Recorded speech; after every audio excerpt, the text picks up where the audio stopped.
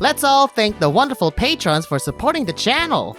I can't show everything from the visual novel, so if you support me in Patreon, you will be able to watch everything from the old to the naughty. Also, don't forget to ring that bell when you subscribe so you'll be notified with future videos. Now, let's start the show! Hello everybody! My name's UkeKooki and welcome back for more Far Beyond the World. Yes, we're back at playing this game again. Now, on the last episode, we met Tano, our little small white wolf, who created a little bit of a relationship problem between Rannoch and the human. So I wonder what's gonna happen on the next day after the feast, because we had a wonderful time on during the feast, during the feast event. So, ladies and gentlemen, let's get back to business to defeat the wolves. Hello, Mike. Welcome back. So here we go. Let's continue on with Far Beyond the World. Yeah, I ended here. I'm steered from my blissful nothingness, forced back into the waking world. A world which I tried to escape so desperately over the course of this night. I can still feel his lips linger on mine. Because you both were drunk, but then it wasn't the drunkenness that happened to the both of you. Ha ha ha ha ha. I want to sleep, to stay here, unconscious and unaware. But above all, I don't want to feel the confusion and hurt left by that kiss. Yet something persists, reaching out to me through the veil. I hear a faint call. It almost sounds like a hum song woven together from many voices. Wake up! I want to ignore it, but its melody promises me comfort. I've been craving all those torturous hours, and I finally give in. Oh, it's still in the middle of the night! I open my eyes, looking drowsily around. It's still dead of the night, yet the bedroom is bathed in the white glow. I just get called a coat hanger by my... Aw, your grandma calls you a coat hanger? It's okay. Sometimes our coat hangers are used to, are used to hang one of expensive clothes as well, so don't sell yourself short. I could almost mistake it for a day, and it not been for the ambient blue tint. There's an odd tightness in my chest, which forces me fully awake. The air is humid, almost choking. It's hard to breathe, and my gas will rattle me further. I have to step outside, even if it's just for a moment. I simply need to catch some fresh air before another panic attack sets in. I hop off the bed and approach the door slowly, mulling carefully over my decision to leave while I do so. I don't want to wake up the wolf, but I also cannot stay inside. My skin feels on fire, as if the air itself burned me. I grab onto the handle, trying to turn it without making much noise. The bolt clangs softly as I unlock the doors. I try to open them as quietly as possible, but the hinges screech in prolonged agony. There's no other way around it, so I pull the doors ajar as fast as I can. Once I peek into the main room, I can see Rannoch sleeping on the floor next to the now cold hearth. I feel bad for occupying his bed, but it was his choice to sleep here. Normally, I would rather trade places with my host, but I'm still not over how we left things off. Although I can understand his inner conflict, it wasn't fair of him to just leave me like that. I see him move, and for a moment I think the wailing hinges have woken the male, but he only assumes a more comfortable position in his pile of blankets. What? No sound effects? When I realize he's still asleep, where are the punctuation marks? When I realize that he's still asleep, I sigh in relief and begin moving towards the outer doors. However, as I pass next to him, the floor creaks, a squeak, and I stop dead on my tracks like...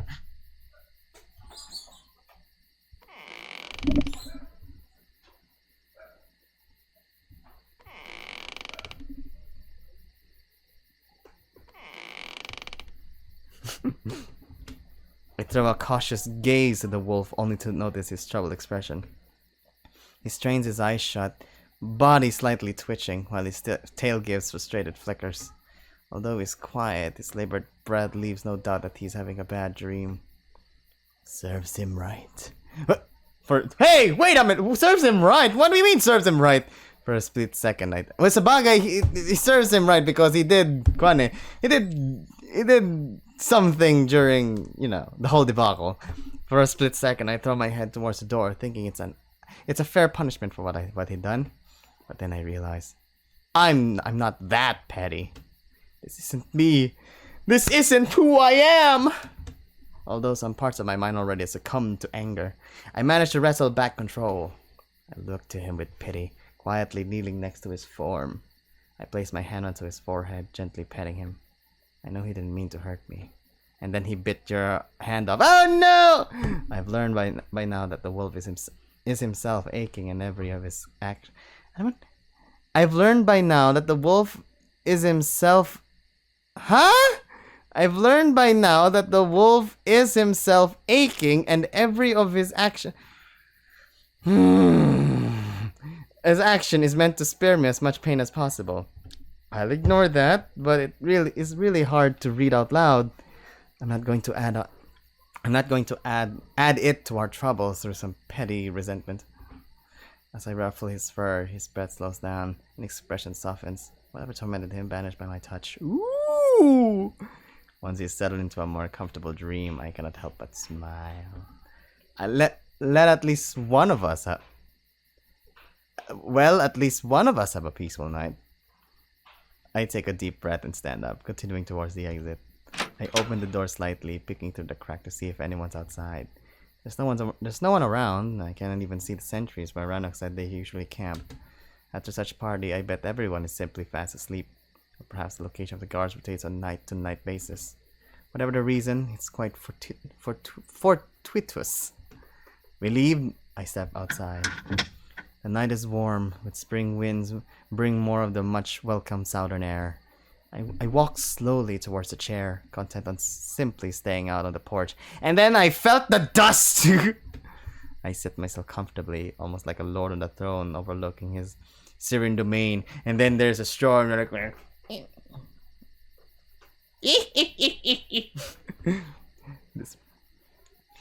Despite the cold wood tickling my naked skin, I don't complain. It's a nice sensation compared to the scalding heat which interrupted my peaceful sleep. A stray bead of sweat trails my face, a reminder of that odd feeling. I wipe it off, admiring the scenery. I can't get over how bright everything is, with the waning moon glowing in its full glory. I don't know why, but I feel like taking a short walk, invited by the white light. With a scoff, I get up and approach the steps, jumping over the uneven stone. Fool me once? Shame on you. Fool me twice? Fuck you. I mutter in amusement, stepping onto the path and trying to decide where to go. The village doesn't seem a good idea. Even if I gain some good faith, snooping between the house and the den of night will quickly undo all of that. Exactly. Don't do that. Which only leaves the woods. No, please don't do that as well. Normally I wouldn't even entertain such an idea. Yet an uncharacteristic sense of courage fills me tonight, aided by the luminescent glow showering everything around me. Besides, Rannoch seemed adamant that the area around the village is quite safe. At first, I step off the path cautiously. However, the deeper I get into the woods, the more at ease I feel. For some reason, the forest seems almost welcoming, as if it waited my arrival. I have a feeling that you're a druid I don't know why, but it feels like you're a druid. Like a spirit of the forest. I don't know. Speculation. My theory. I can't help but admire how dense and lush it is. Surely I've seen woods in my life, but they never seem this natural, almost undisturbed by the hand of men. But I'm quickly reminded that this is no ordinary forest. I touch the trees as I pass them, noting some having their names already claimed. It's an odd feeling, knowing that each of them represents a person. Drake, Talon, Cora. Each wolf living their life alongside a named tree. It's almost surreal to think about and my imagination runs wild. I tried to picture a ceremony where a wolf claims his tree.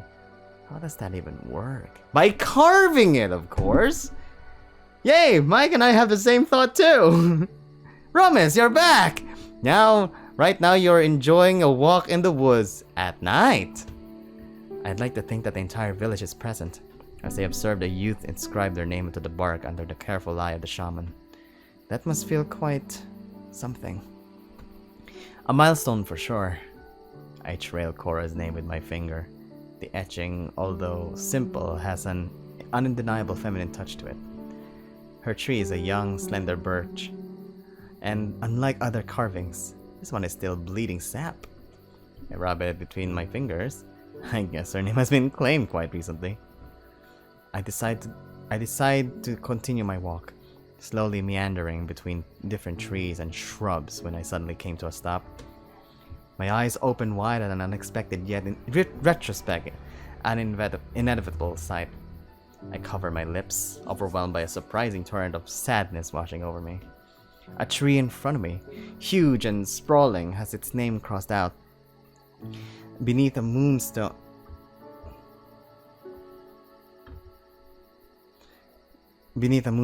tied around the trunk signifies that the wolf's journey has come to an end and he has been laid to rest here. It must have stood here for decades, if not centuries, looking down upon those who would pass by, and now it looks down upon me. I approach slowly, surprised by my own reverence, stopping mere inches before an ancient, rusty sword half grown into the trunk.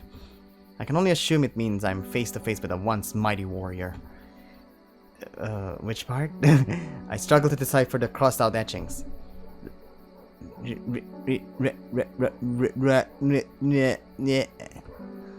I muttered with slight doubt.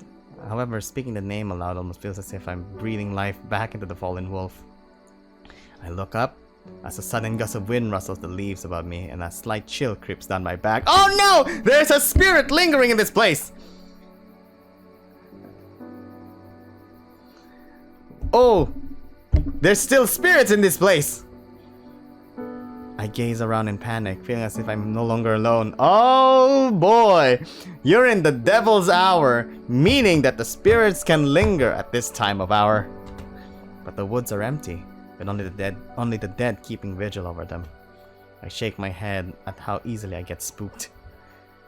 Rest well, my friend. I'm sure you've earned it. I exhale, petting the mighty trunk as I walk off.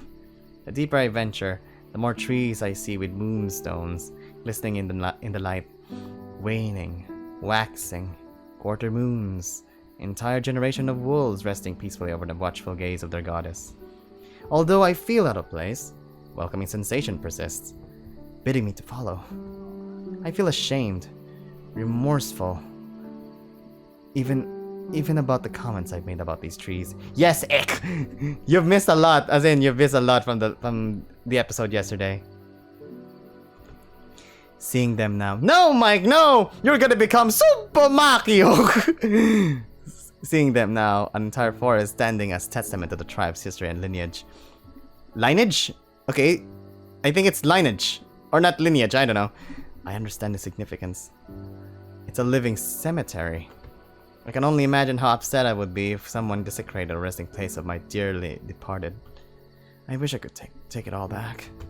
But the moonlight doesn't waver, almost as if absolving me of my foolish transgressions. I simply take a deep breath and decide to clear my mind. I've been doing a lot of overthinking lately, and how did that turn out? I follow my 2 feet, allowing them to take me where they will as I enjoy the night.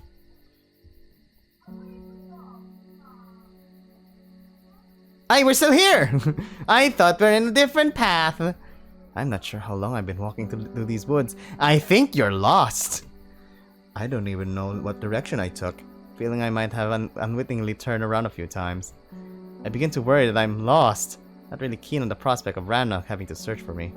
This could easily be misinterpreted as an attention-seeking stunt. The last thing I need is the wolf thinking I'm hysterical, which I bet he's quite close to doing on account of my near-constant freakouts. Get a grip! Promise! I exhale, rubbing my temple in annoyance like, ugh.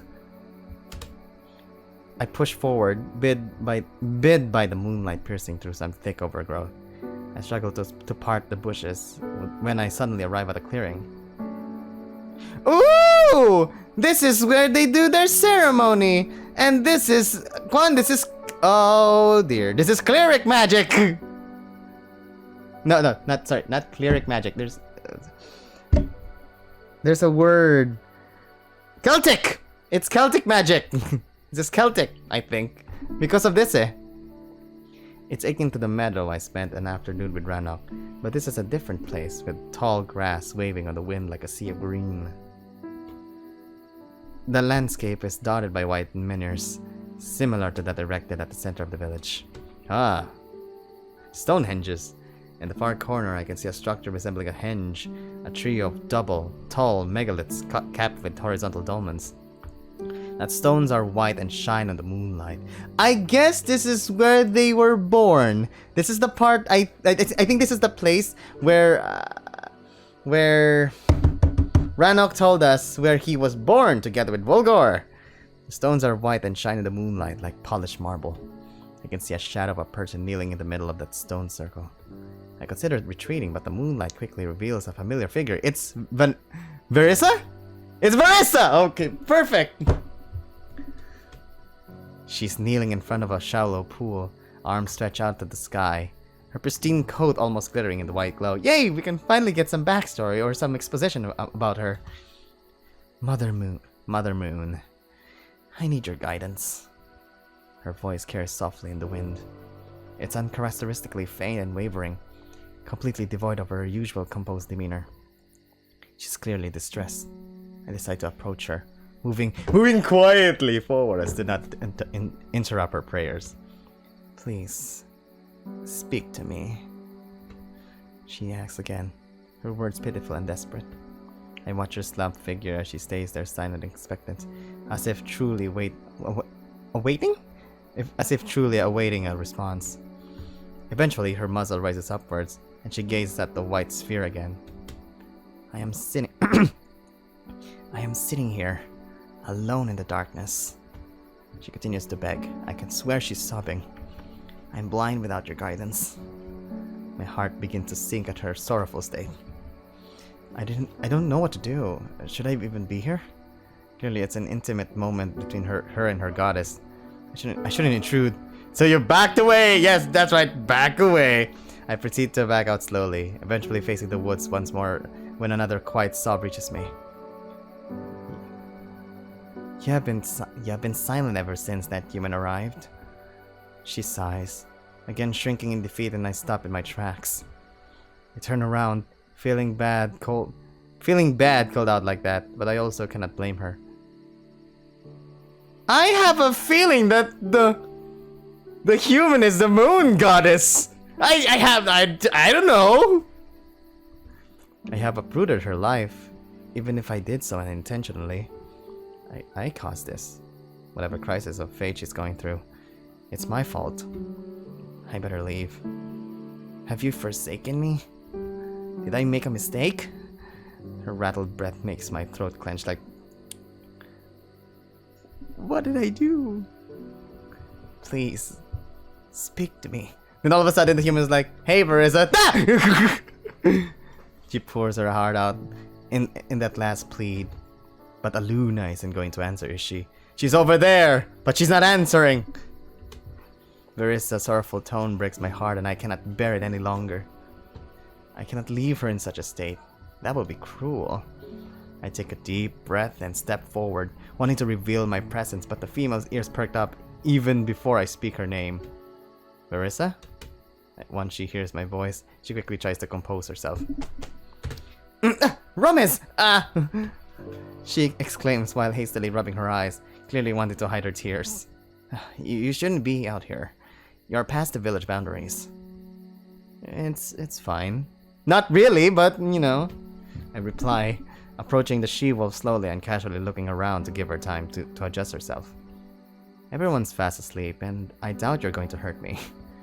I mumble, taking in the scenery. The shrine looks absolutely enchanting.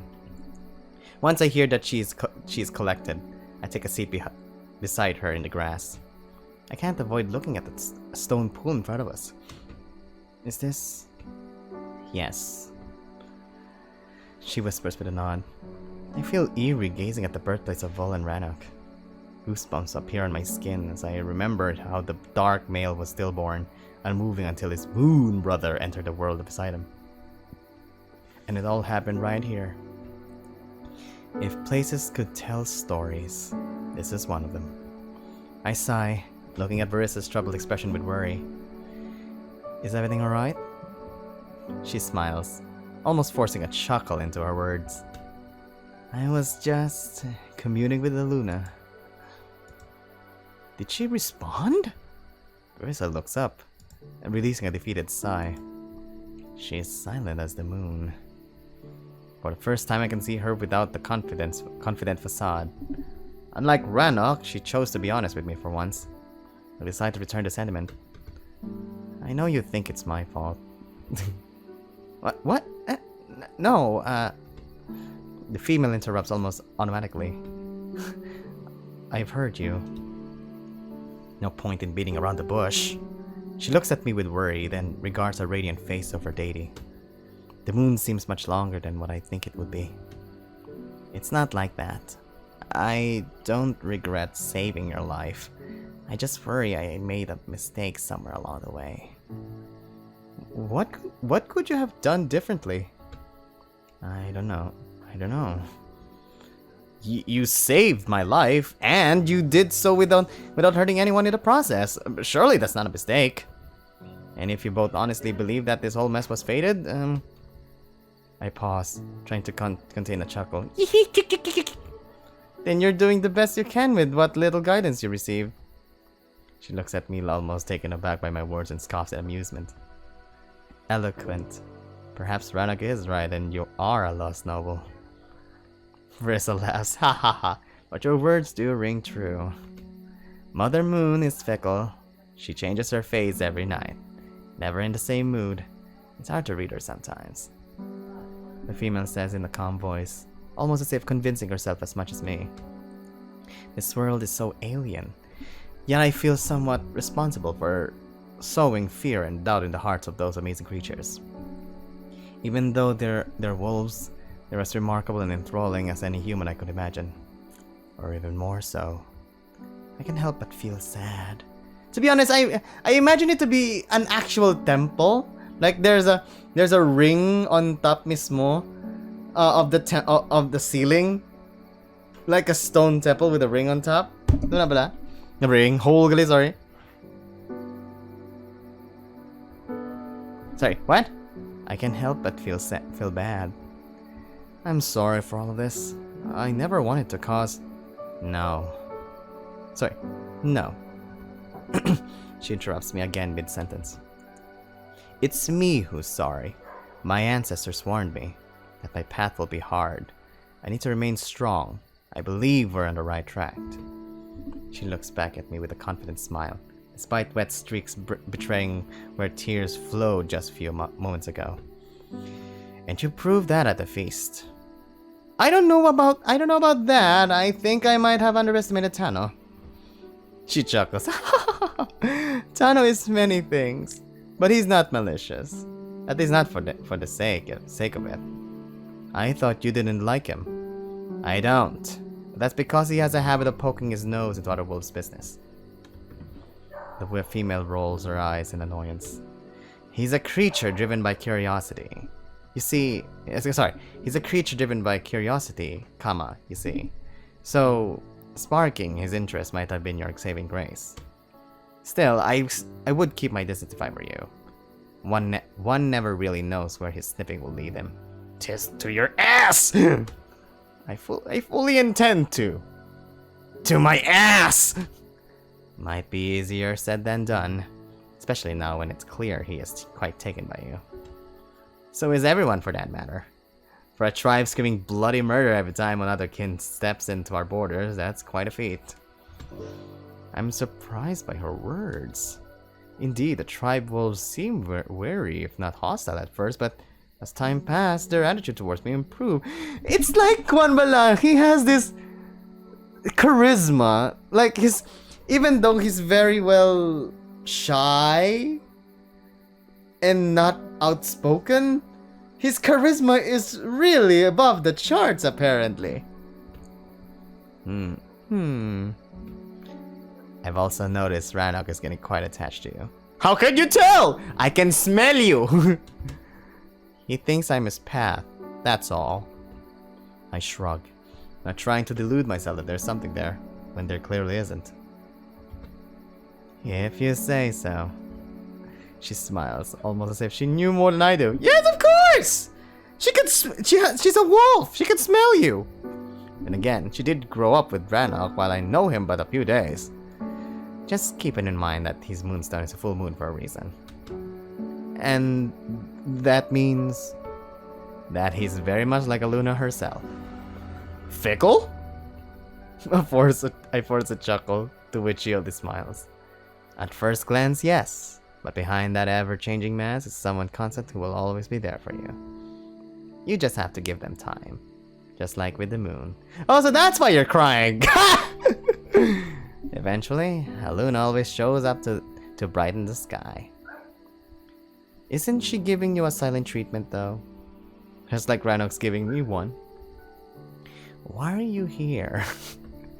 She muses with her much more familiar melodic tone, and I'm almost thrown off by the question. Because Rannoch found me? No. She laughs at me. Why are you here now?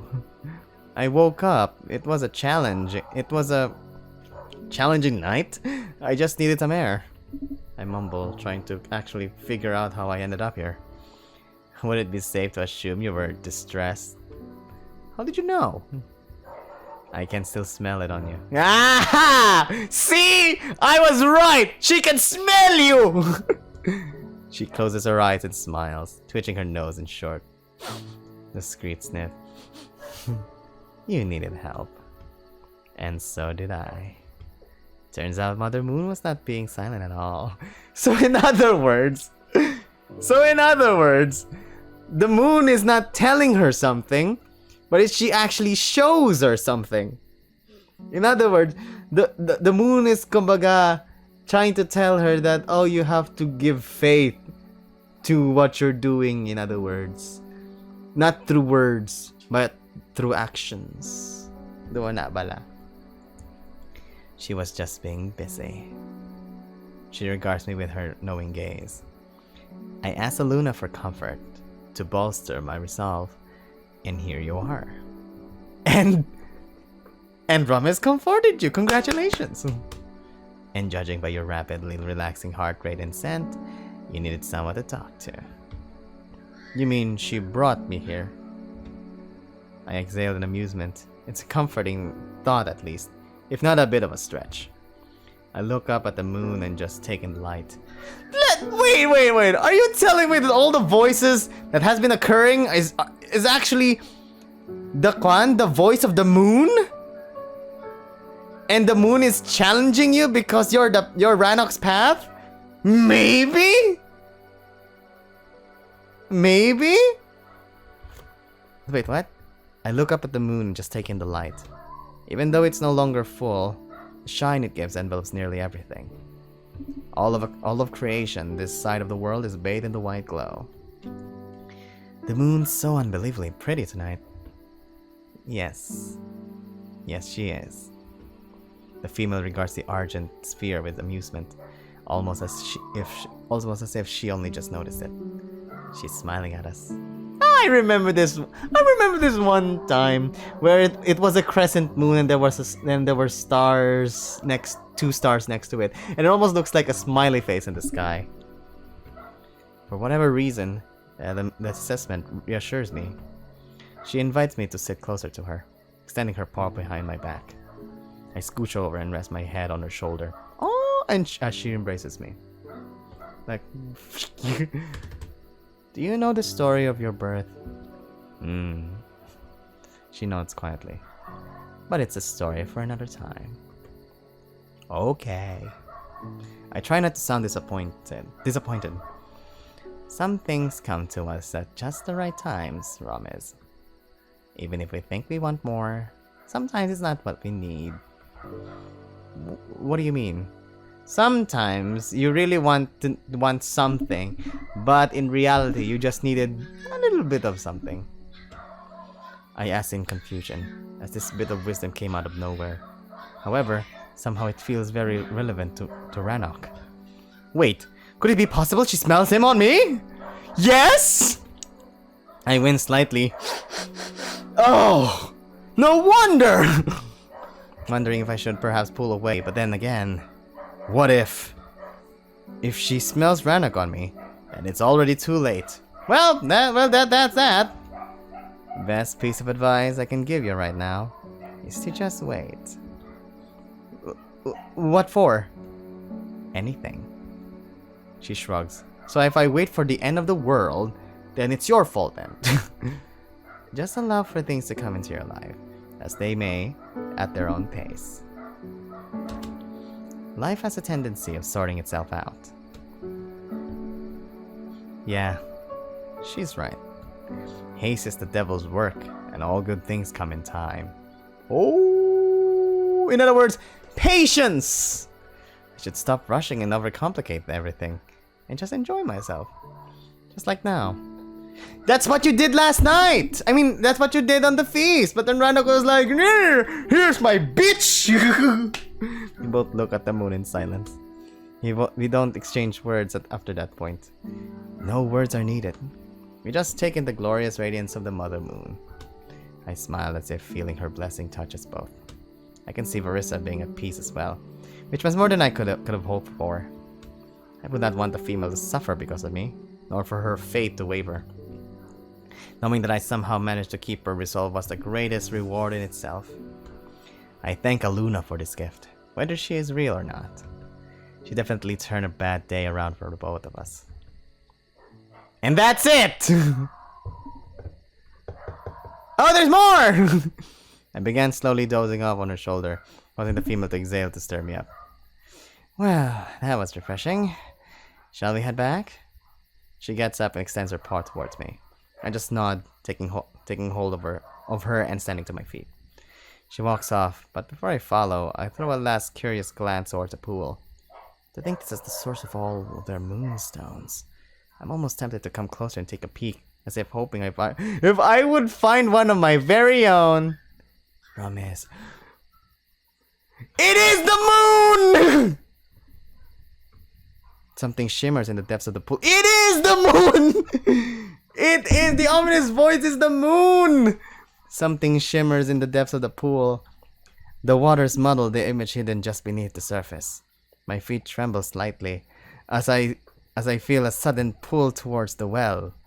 My hand itches to reach out to retrieve what I believe is a newly formed moonstone. I look back to Verissa, wondering if she also sees it, but the female has already put some distance between us. In other words, she noticed it, and she was like, "No, this is your destiny. Go, get it, and fulfill it." Aw, Ache, that was yesterday. Aw, that's...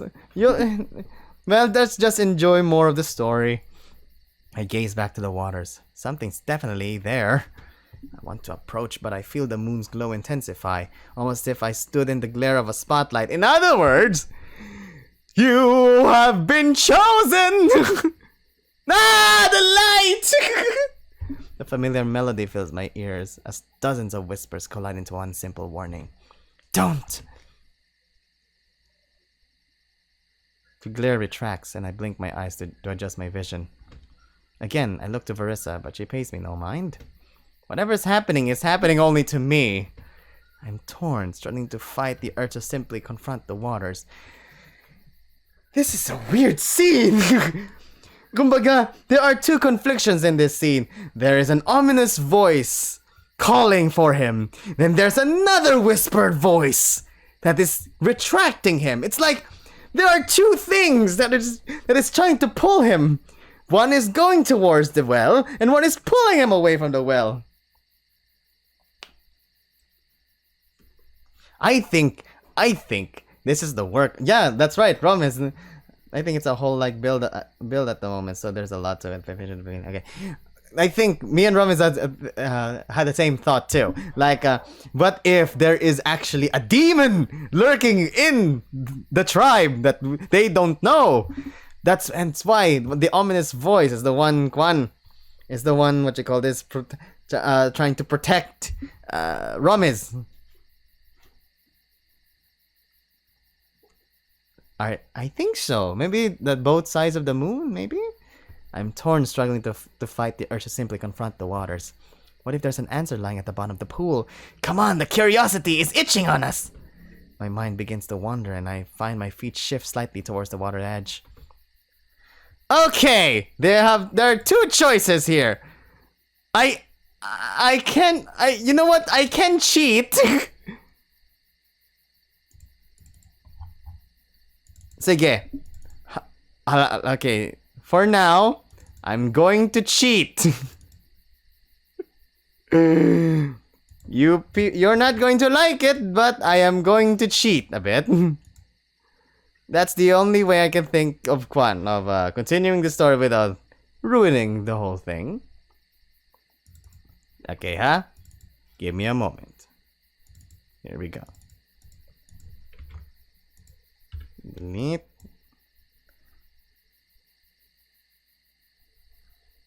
Shh.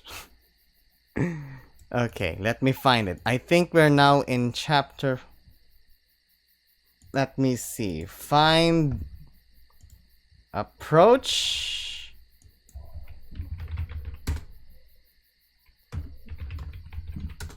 Here we go.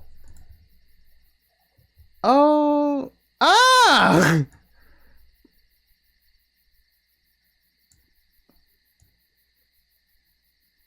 Wait, there's a +1 choice.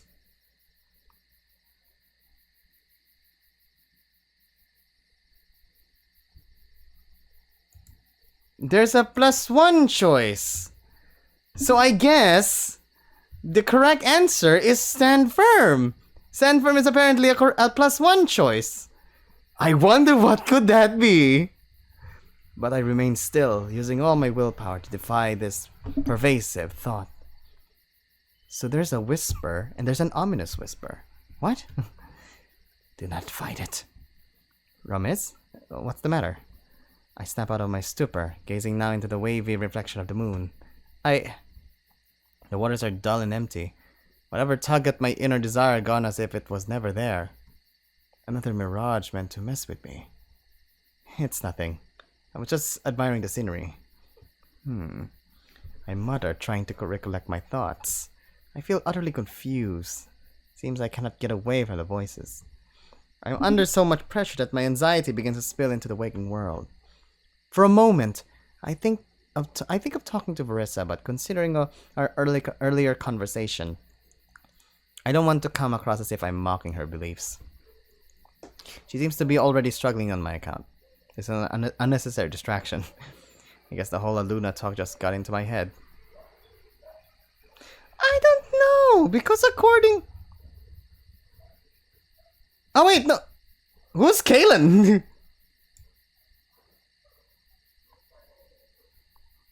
Wait a minute, who's Kaelin? Who's Kaelin?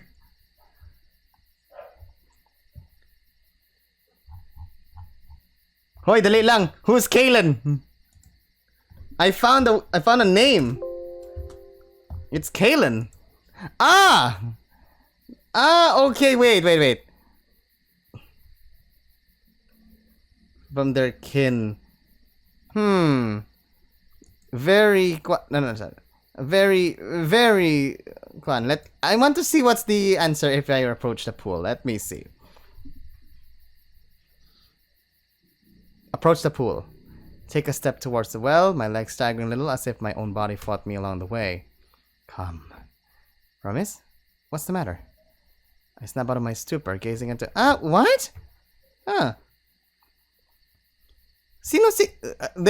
is Kaelin? I think Kaelin is a person. Sorry, I think Kaelin is a dude. I think so.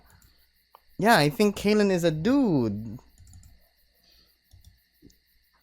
Dali lang ha. Baka there's an answer here. Oh, dahil lang. I think there's an answer here. Because kagina, we have +1 with Volgor that he let us stab by the Kwan. By his dagger. Now there's one here. There's a +1 here for Kaelen. Now I question, who is Kaelen? So I'm very curious of who is this Kaelen person. So I'm going to cheat a bit. Illustration sprites. Ah! Doesn't Vulgar call the MC Kaelen? Huh? Miscellaneous, Ranok, blah blah blah blah, Tano, Vulgar. Main character. Wait, is the main character's name Kaelen? Okay, for the sake of this whole playthrough, we'll continue on with the stand firm because I kind of forgot. I guess the whole Luna talk just got into my head. The female notices my tardiness and approaches me to slip her paw around my elbow and lock arms. Come, it's getting late, and if Ranok finds you missing, he will be freaking out. Yeah, right. Tugs at me slightly. She tugs at me slightly, and I oblige. I nearly forgot about Ranok and our mishap. I do dearly hope he's still fast asleep.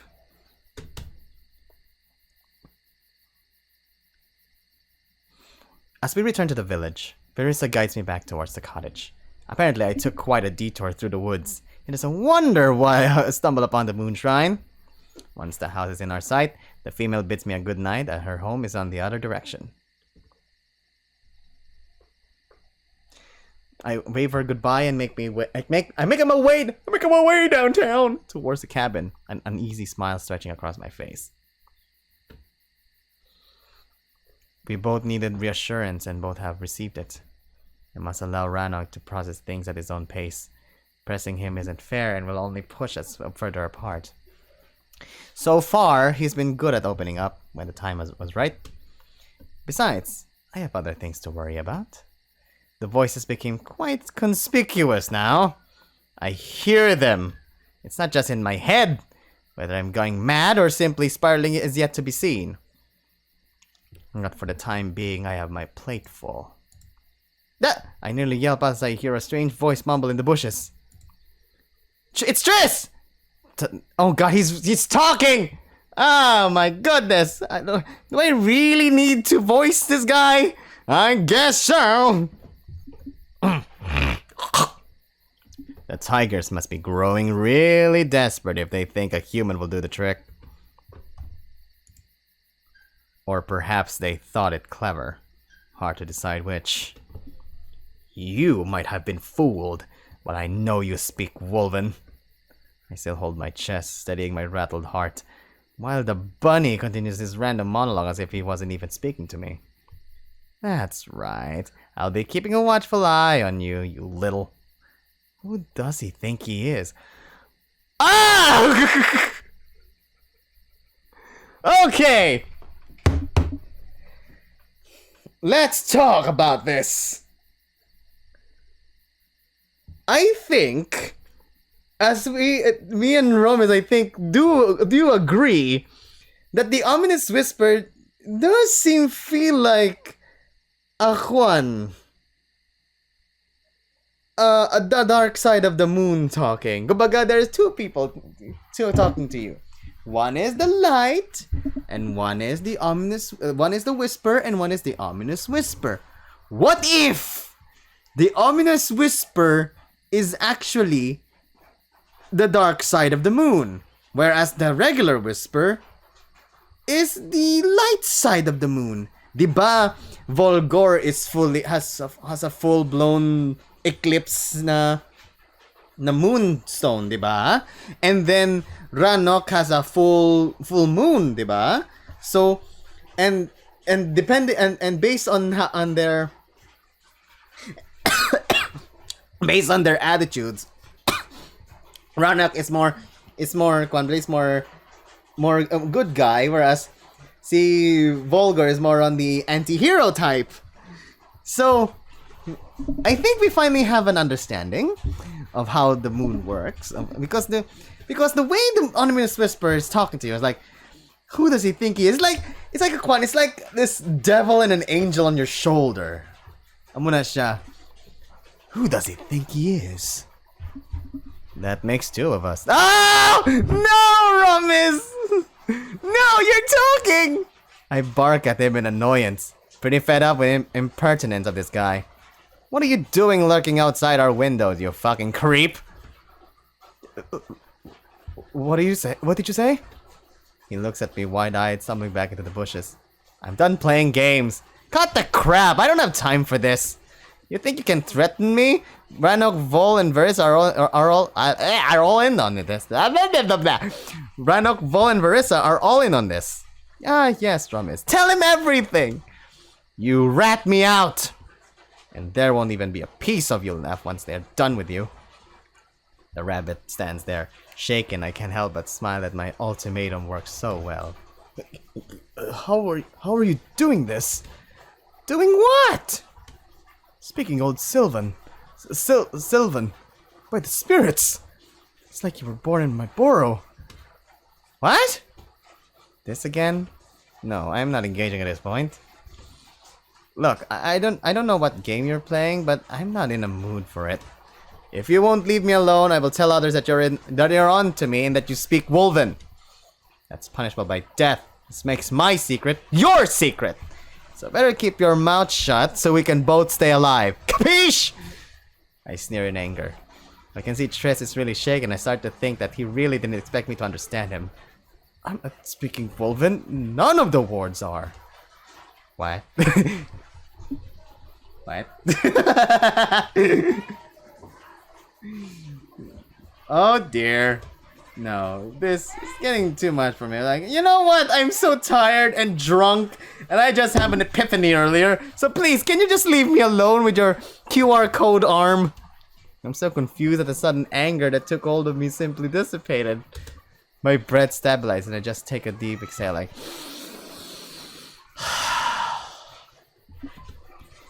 Whatever. I looked at him with a more empathetic gaze. I didn't mean for you to lose your job, and I don't mean for you to lose your life either. So just stay away from me and stop giving me those funny looks. I rushed past him. Rush past him? Bumping into his shoulder. Oh! Ooh, what did he do? Bumping into his shoulder, Bo! Pakitang gilas! Showing kung sino ka to the rabbit just because he's the same height as you. Bumping into his shoulder and causing the bunny to stumble out of my way, like. I simply run towards the house. My head is spinning with a torrent of conflicting thoughts and emotions, and you're like, crap, I shouldn't have done that. What sort of crazy ride am I on? Oh, you're gonna have a crazy ride later in the future. When I enter the cabin, I close the doors behind me and slump against them. What the fuck is going on? First Wolven and now old Sylvan, the Sylvan, whatever, Sylvan. The chief was supposedly speaking to me in some human dialects as well, but they all blend into one. I cannot distinguish one language from another. It's as if you are a universal one. You're a universal translator, which means you are an asset to the tribe, because if they can communicate with other tribes with different languages, then you are like you can be an ambassador. Oh, diba? They are as native to me as my own thoughts. Just like the whispers. I quickly look around the room for some water, as my throat clenches and I'm desperately thirsty. I pour myself a cup and swallow greedily, but with each gulp I feel the void inside my stomach grow deeper, while my heart rate spins completely out of control. I think I might be losing my damn mind. Yep, you are! I gaze at the room in panic as it begins to contort again, the shadows extending and reaching out to me. Yep, it's the darkness coming! No! No! My eyes well up and my heart is racing at 100 miles an hour. Please. No! I drop the cup, but before I can hear it clang on the floor, everything turns black. No, not this again! I beg, tears cascading down my cheeks like heavy waterfalls. Hello? It's close now. So close. What are you talking about? Suddenly, I feel a large hand grab onto my arm, pulling me deeper into the void. No! Let go of me! I think it's just only Ranok just panicking. It was like waking you up. I shout out with all the air in my lungs. I force myself free, pulling back and stumbling to the floor. I was right! Rubiz!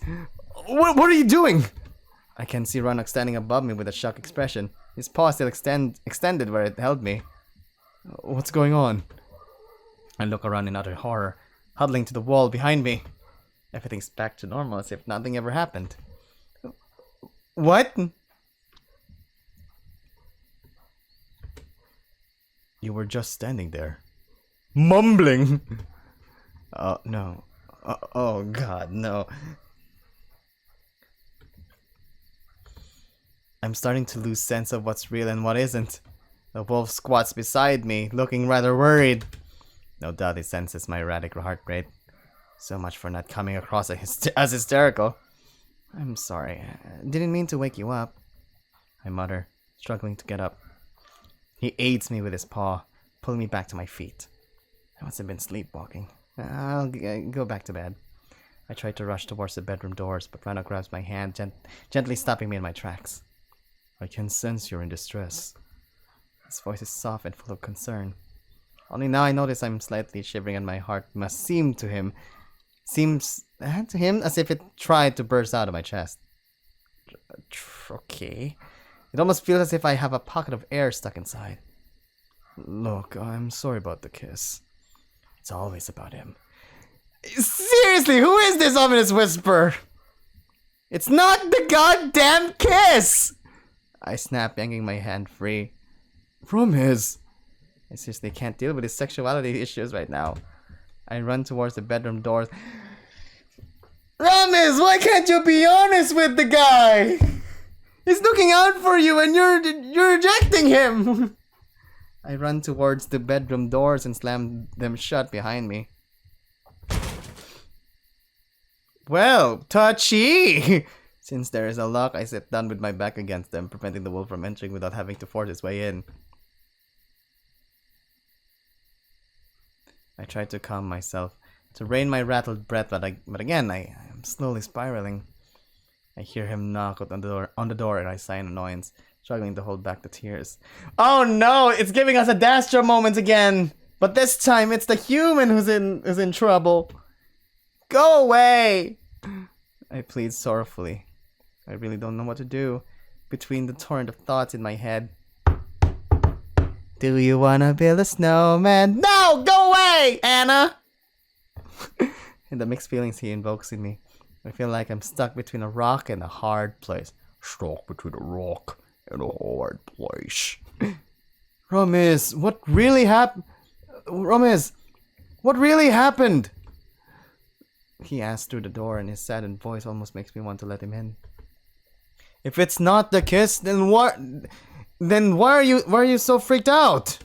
I need to know. Your fucking rabbit threatened me. I gasp, finally allowing tears to fall freely. Or I threatened him. I'm not sure which anymore. I mutter defeated. I did not handle Trist well. Yep, that's right. What? When? Just when I arrive. Oh God, no! You're gonna tell him? Although I really want to tell him about my near constant freakouts and my now apparent weird multilingual abilities, I don't think it's the right time for either. I'm still scratching my head like, what? You've just opened one can of worms with that stupid kiss. No point opening another without putting the lid back on the first. Huh? What kind of metaphor is that? It doesn't matter. Ramis! Tell him something! What? It would seem I will have to bite the bullet and take the embarrassment of coming. Oh wait, that's right. Verissa said to wait. Don't rush things. You have to be patient. That's why he's very fun. He's not telling him anything because Roman needs to be patient about this. I think it's a metaphor when you say a can of worms. It would seem I will have to bite the bullet and take the embarrassment of coming across as too emotional, rather than put my mental psychosis on full display. Sorry, what? What the hell? Was it at the feast? I decided to evade with a half-truth. Yeah, he kept giving me funny looks. Well, if that's the case, I'll set him straight. He has no business harassing you. No, don't! I don't want to cause, I cut off, realizing how just hours before we both accused one another of making a spectacle of ourselves. A scene? He guesses through a forced chuckle. Bit too late for that, don't you think? Yeah. We stay like this in silence, when I feel his heavy form slump down and press against the door. He sat himself on the other side, mirroring me. Can we have CG for this? I think this is the best moment to have CG. I never wanted to make you angry, but I understand why you don't want me there. First I take it too far with the teasing, and then he holds his breath, unable to even verbalize it. You must be so disgusted. I'm flattered, not disgusted. Huh? He exhales, clearly surprised by my candidness.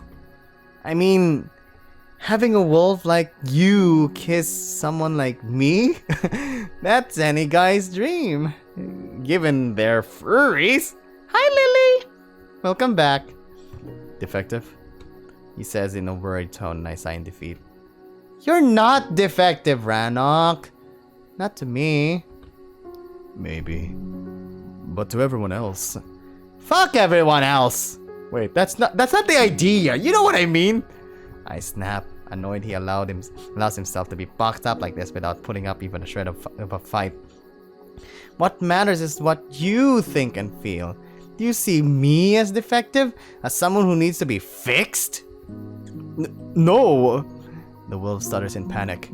You're perfect the way you are. Then why are you doing this to yourself? And I'm the one taken aback by his frankness, a small blush creeping onto my face over the compliment. But at least now I can turn his own heartfelt words. You don't need the comma here, but at least now I can turn his own heartfelt words against his conditioning. Then for the love of God, okay, bahala ka da. Stop using that word! I demand sternly. It's even more painful when you use it to describe yourself. You have so much going on. The last thing you need is self-loathing. He falls silent, clearly thinking over what I said. I give him a moment, but eventually he sighs deeply. It's not that simple. Why? Because I'm really not like that, Promise. I do like females. No, you don't! Just accept it! Accept who you are and your destiny! I want to suggest he might be bi, but he continues completely throwing off my train of thought.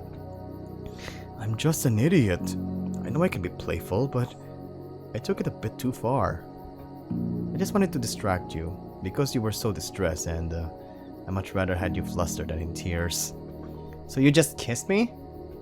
I almost can't believe his words, like, oh, it's not even a solution. Oh, my friend is upset, and I know he might be into me. Let me give him a pity kiss. I mock his logic. It wasn't like that. Yep, subdues a growl. It's... The wolf sighs, struggling with wording his own thoughts. We both had too much to drink. Yeah! What an excuse! So you never meant it. No, that's not what I'm saying! Again he protests fervently. What are you saying then? It was a spur of the moment. I had no idea what I was doing until I actually did it. He gives this rash explanation. I can clearly feel his rattled breath rocking the door back and forth. He's really distressed and I decide to allow him some time to recollect his thoughts, listening to his strained huffs. I don't know. The wolf sighs in defeat. I'm so confused. You're a guy, and although I had feelings for a male before, I thought it was just a one-off. But even worse, you're a human! That's got to be messed up, no? As much as a revelation of his earlier infatuation surprises me, his crude assessment of our situation brings me back to earth. He isn't wrong. Even I question my attraction to him at times. This is a whole new level of what the hell am I thinking kind of thing. Yeah, I get how you feel. I nod half-heartedly.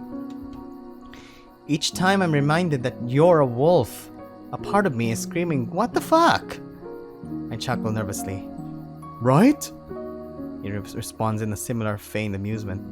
I think it's your speech that does it to me. There's no language barrier and you sound like one of our own. Worse yet, talking to you is easier than to any other wolf I've ever met, because you're an outsider. I don't have to worry about our customs or preconceptions. You just read me like an open book without any judgment. I feel like I can be myself around you, and that you enjoy me for who I actually am, not for who you want me to be. I've never felt like that before. I listen carefully as he tries to explain his feelings. Seems I was right. He was forced into a role his entire life, with watchful eyes dead set on him. One wrong move, one misplaced step, and you're booed off the stage. A failure. Poor wolf. I wipe away a tear, first that I have shed in this world for someone else. You're also the first decision I've made that I can stand by as truly my own. The fact I also saved your life makes me feel responsible and incredibly possessive. Sometimes it feels as if I imprinted on you in those woods. Wait, did you pee on him? He exhales in resignation, and I raise up my brow. Imprinted? It doesn't matter. He mutters dismissively. Just know that to us wolves, being territorial about certain individuals is very much natural. And combined with everything else, it can easily seem like you are in love. It's messing with my head. Yeah, I could see why. I sigh in understanding. I can definitely relate to his confusion and reservations. My memory loss and loneliness is triggering a lot of my need for intimacy with you. Not to mention, you're the first and only friendly person I can remember. It makes me a little bit clingy. And then being forced into this proximity, with things getting as intense as they did at times, no wonder our emotions are all over the place. I can hear his amused scoff through the door. See? Even now you understand me. It's hard to keep level-headed around you. Right back at ya. I laugh softly. But even if it is kind of rushed and weird, I really do enjoy our connection. The thing is, I'm enjoying it as well. Maybe too much than is appropriate. He says with a serious tone, and I want to reassure him. I don't mind being close. I cannot lose you, Romis. He cuts me off, his voice cracking a little as he strains against his own emotions. He's gonna cry! He almost sounds desperate. Especially not now, when you're the closest thing to a true friend I ever have. What about Vol and Verissa? Don't get me wrong. I love them, I do. But I still have to put up a mask in front of them. I cannot show any weaknesses or blemishes. You're the only one who allows me to be the real me. And I'm not only talking about my He cuts off and I smile because he respected my earlier request. About my quirk. Ah! Boku no Hero Academia? Attaboy. Why would you think you could lose me? Because I already did lose someone once, by allowing things to go too fast. We just met, but I can see something special in you. friendship worth 1,000 short-lived flings. Yeah, I think I can understand what you mean. And just like that, he has proven once again that he's been more considerate than I ever have. I don't deserve this guy. Silence overtakes us, as neither know what to say. I suspect he's simply trying to plaster over another crack he allowed to form in his facade. But I remind myself that I need to give him time. He's made good on coming forward at just the right moments. So, I wait. 10, maybe 20 minutes, just admiring the white moon slowly setting over the now darkening sky. The night is at its thickest, which means dawn is not too far. I begin slowly dozing off, just listening to his rhythmic breathing on the other side of the doors. Doors! It's only a door! But then, a question stirs me up, like a cold water slush into my face. I might be making a fool out of myself, but I have to know. My skin ever burns as would be natural in such a scenario. Do you have feelings for me? I hold my breath, almost certain my heart skipped a beat. I wasn't ready for this, and so wasn't my answer. Oh God. I don't know. I might. I shrug, looking at the window in defeat. It's clear he did not expect my honesty. Really? I sigh. Everything's so muddled, Ranok. My thoughts race at such speeds that my mind cannot keep up. I idly poke my forehead. It's like a whirlpool of emotions up here. But I do feel something towards you. I can hear he struggles to contain the smile, his voice betraying a hopeful gleam. Something? I want to say love, but I'm not that naive. We barely just met, and as we both just agreed, our situation doesn't exactly make things clear. Yeah. But I won't lie to you. There's certain undeniable attraction there. He burrows deep in thought, causing my anxiety to spike. I might have been too honest. Don't worry. It's not another rejection. He mutters, again picking up on my heartbeat even from the adjacent room and drawing a reluctant laugh from me. Damn, his beastly ability is quite enticing at times. Although presently, my train of thought is at a tad inappropriate. I also feel conflicting emotions regarding you. At first I thought I was just excited about my destiny finally unfolding. But the more I get to know you, the more I enjoyed your company. I started brushing it off to my loneliness. But now, I don't know what's going on. He sighs heavily, taking another moment to collect his thoughts. This is completely new to me. I never connected with anyone like that. Not even with wolves. Not even with wolves I pursued or grew up with. You are really dear to me. He insists, and the tone of his voice leaves no doubt about it. That's why I cannot risk fucking it up by misreading the situation. I laugh, completely embarrassed by how stupid I am. I keep measuring him with my own yardstick. What's so funny? I thought you were acting immature by bolting after the kiss. And yet again, you prove that between the two of us, I am the one that's still a kid. That's what I love you. That's what I love about you. He chuckles back, but I'm just stunned that he used that word. I inquire hesitantly. Cherish your childish naivete. You were clearly lucky enough to retain it. My people weeded out very early on. Well, you still put up a fight. He scoffs in amusement. I try. I take a deep breath and slowly get up to my feet. Place my hand on the handle and turn it, unlocking the doors with a soft clang. And oh God, what the shorts! Ooh! As I pull the wing away, I see the wolf's back as he's seated on the floor in front of me. I reluctantly turn his head, meeting my gaze with a weary expression. I extend my hand towards him, trying to give him courage to get up. At first, he's reluctant, but then he smiles awkwardly. He grabs my hand, but stands up on his own accord, just holding on to me for the sentiment's sake. Once he's up, he looks at me with concern. Hug? Come on. Come on. Give me a hug.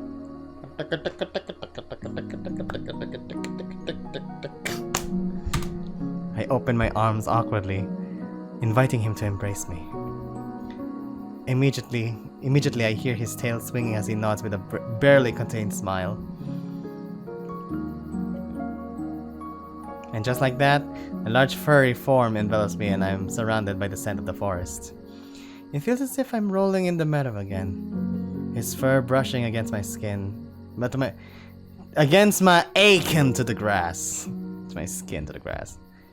He holds me tight. No CG! He holds me tight, secured in his embrace for a good few moments, but I don't mind.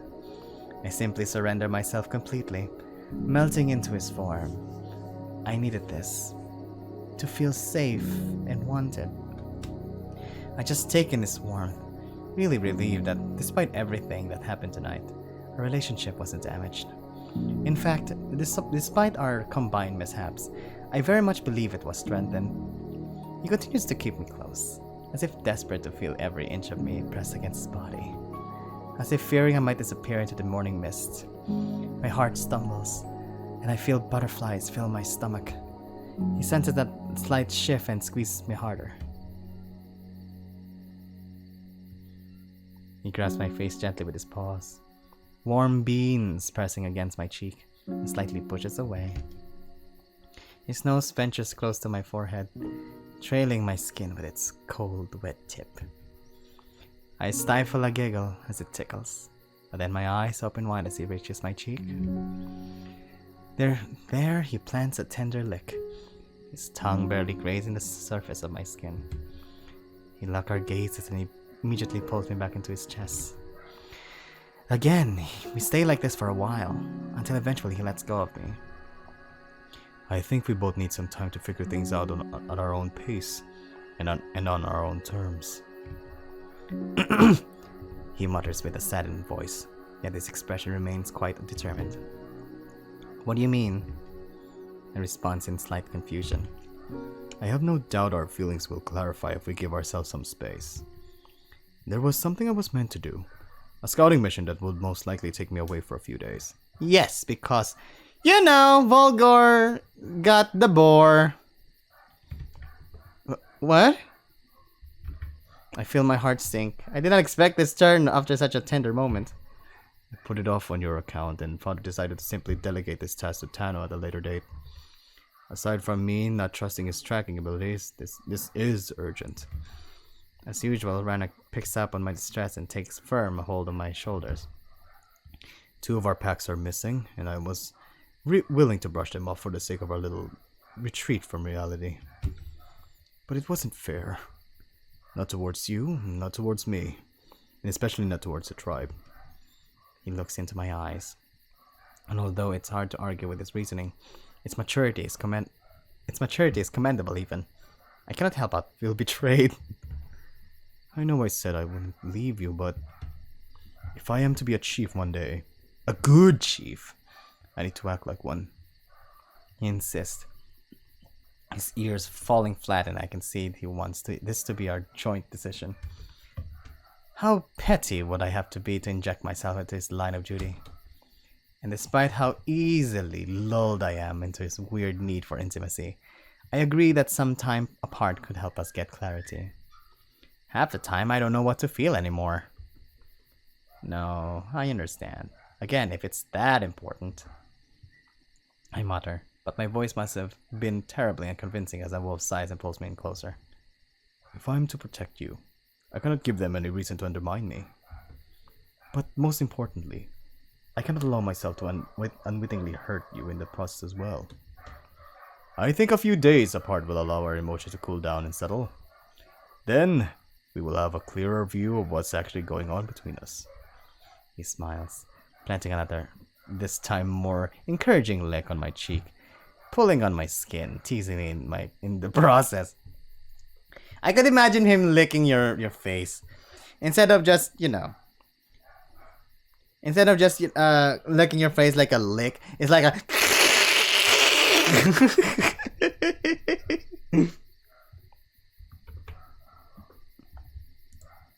I chuckled it off, pushing his muzzle away. I'm not going to lie. Being left here alone scares me, man. Does scare me a bit. Being left here alone does scares me a bit. But I also know you're right. I nod. You won't be alone. I'll ask Vol and Versa to take care of you. That actually sounds fun. I mutter half-heartedly. You're a terrible liar. I mean, it is kind of fun, to be honest. It is. I know, but I really am keen on spending more time with them. It's just going to be strange to find myself without you. Indeed, he's the only constant I've known since I woke up. More the reason to rip off that bandage, huh? Yeah. I chuckle, this time with genuine amusement. I cannot always expect him to be at my side when with a week nearly gone by. It's about time I started acting more independently. Good. He sighs in relief, finally content my mood has stabilized.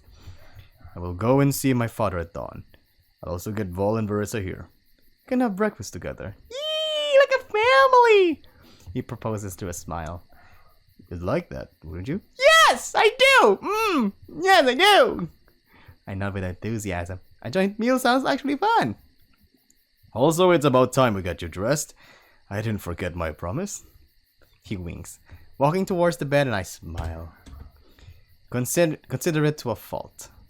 I guess it only proves I should trust him more when it comes to my own well-being. He'd never want to harm me. I'm more certain about that than ever before. He pulls on the blankets and pats on the bed. Night is nearly gone, but I think we should try and salvage whatever is left of our sleep. I agree, and approach the bed, slowly slinking into the linen. I place myself comfortably, but as the wolf tucks me in, my expression turns. You're not going back to the kitchen, are you? Huh? He seems rather troubled, trailing his gaze between the bed and the doors. I thought that we decided to take some time apart, yes, but you haven't left yet. I try not to sound too desperate, but my pleading leaves no doubt about my state of mind. If you're to go away, I'd rather spend what little time we have together. He smiles in an understanding. You know what? I feel the same way. He mutters as he crawls into the bed. I blush as he clambers over me, his chest directly over my face. I feel flushed, and it's hard not to pull him closer. But he simply rolls playfully over to the other side. We lock our awkward gazes for a moment, until he mimics my earlier gesture and spread out his arms. Hug. Hug.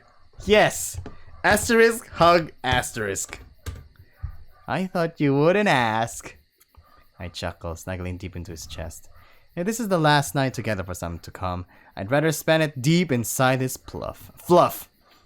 He laughs off my eagerness and embraces me softly as I listen to his thumping tale. Friends or lovers, I have no idea which, nor do I care at this point. I just enjoy being held by someone. Someone I feel I can completely trust and who trusts me in turn. Feeling his warmth once again is all I could have wished for after tonight's fiasco. His gentle breath helps me calm my emotions even further until I return to that sweet, blissful nothingness. Sorry. There's something in my nose. I open my tired eyes to see the sun already up in full swing. After my nightly escapade, getting up is a bit of a challenge, but feeling that the wolf is next to me causes my heart to race.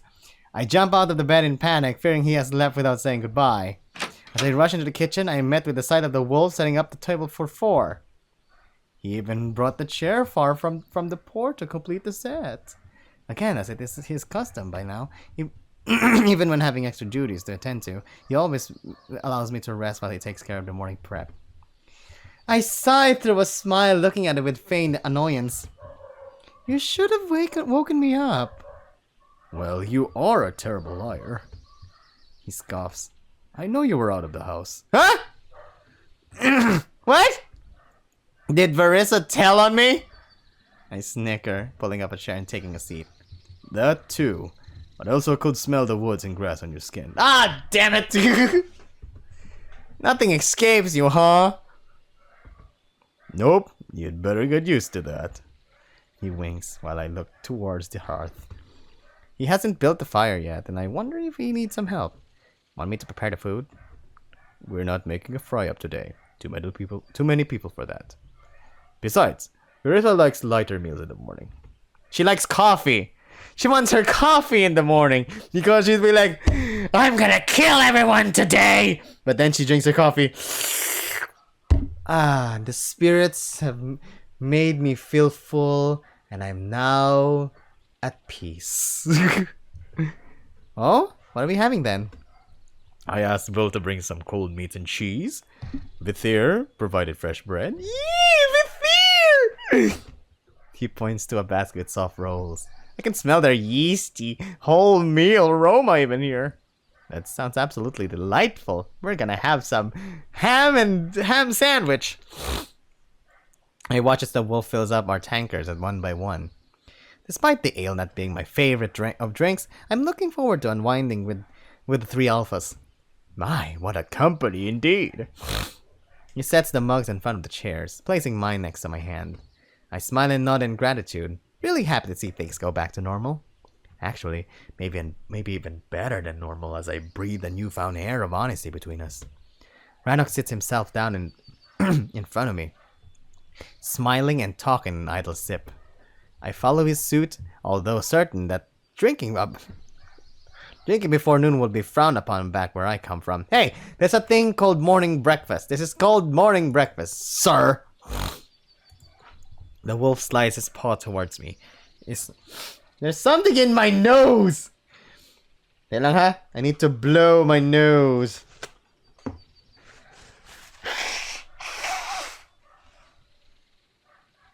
Oh, there is. It's hair.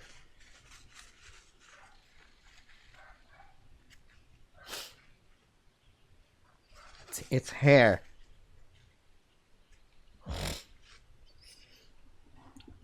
The wolf slides his paw towards me, his claws gently scraping the wooden table. He tilts it to the side, revealing another freshly picked dandelion. As a keepsake, while I'm gone. He explains. I smile softly, taking the flower in my hands. If you keep it in fresh water, it should last a week.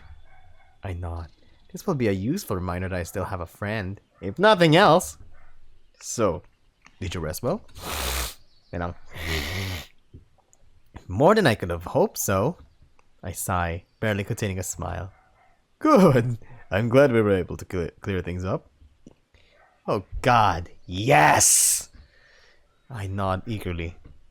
We just take idle steps from time to time, not saying much, and the silence is slowly becoming awkward.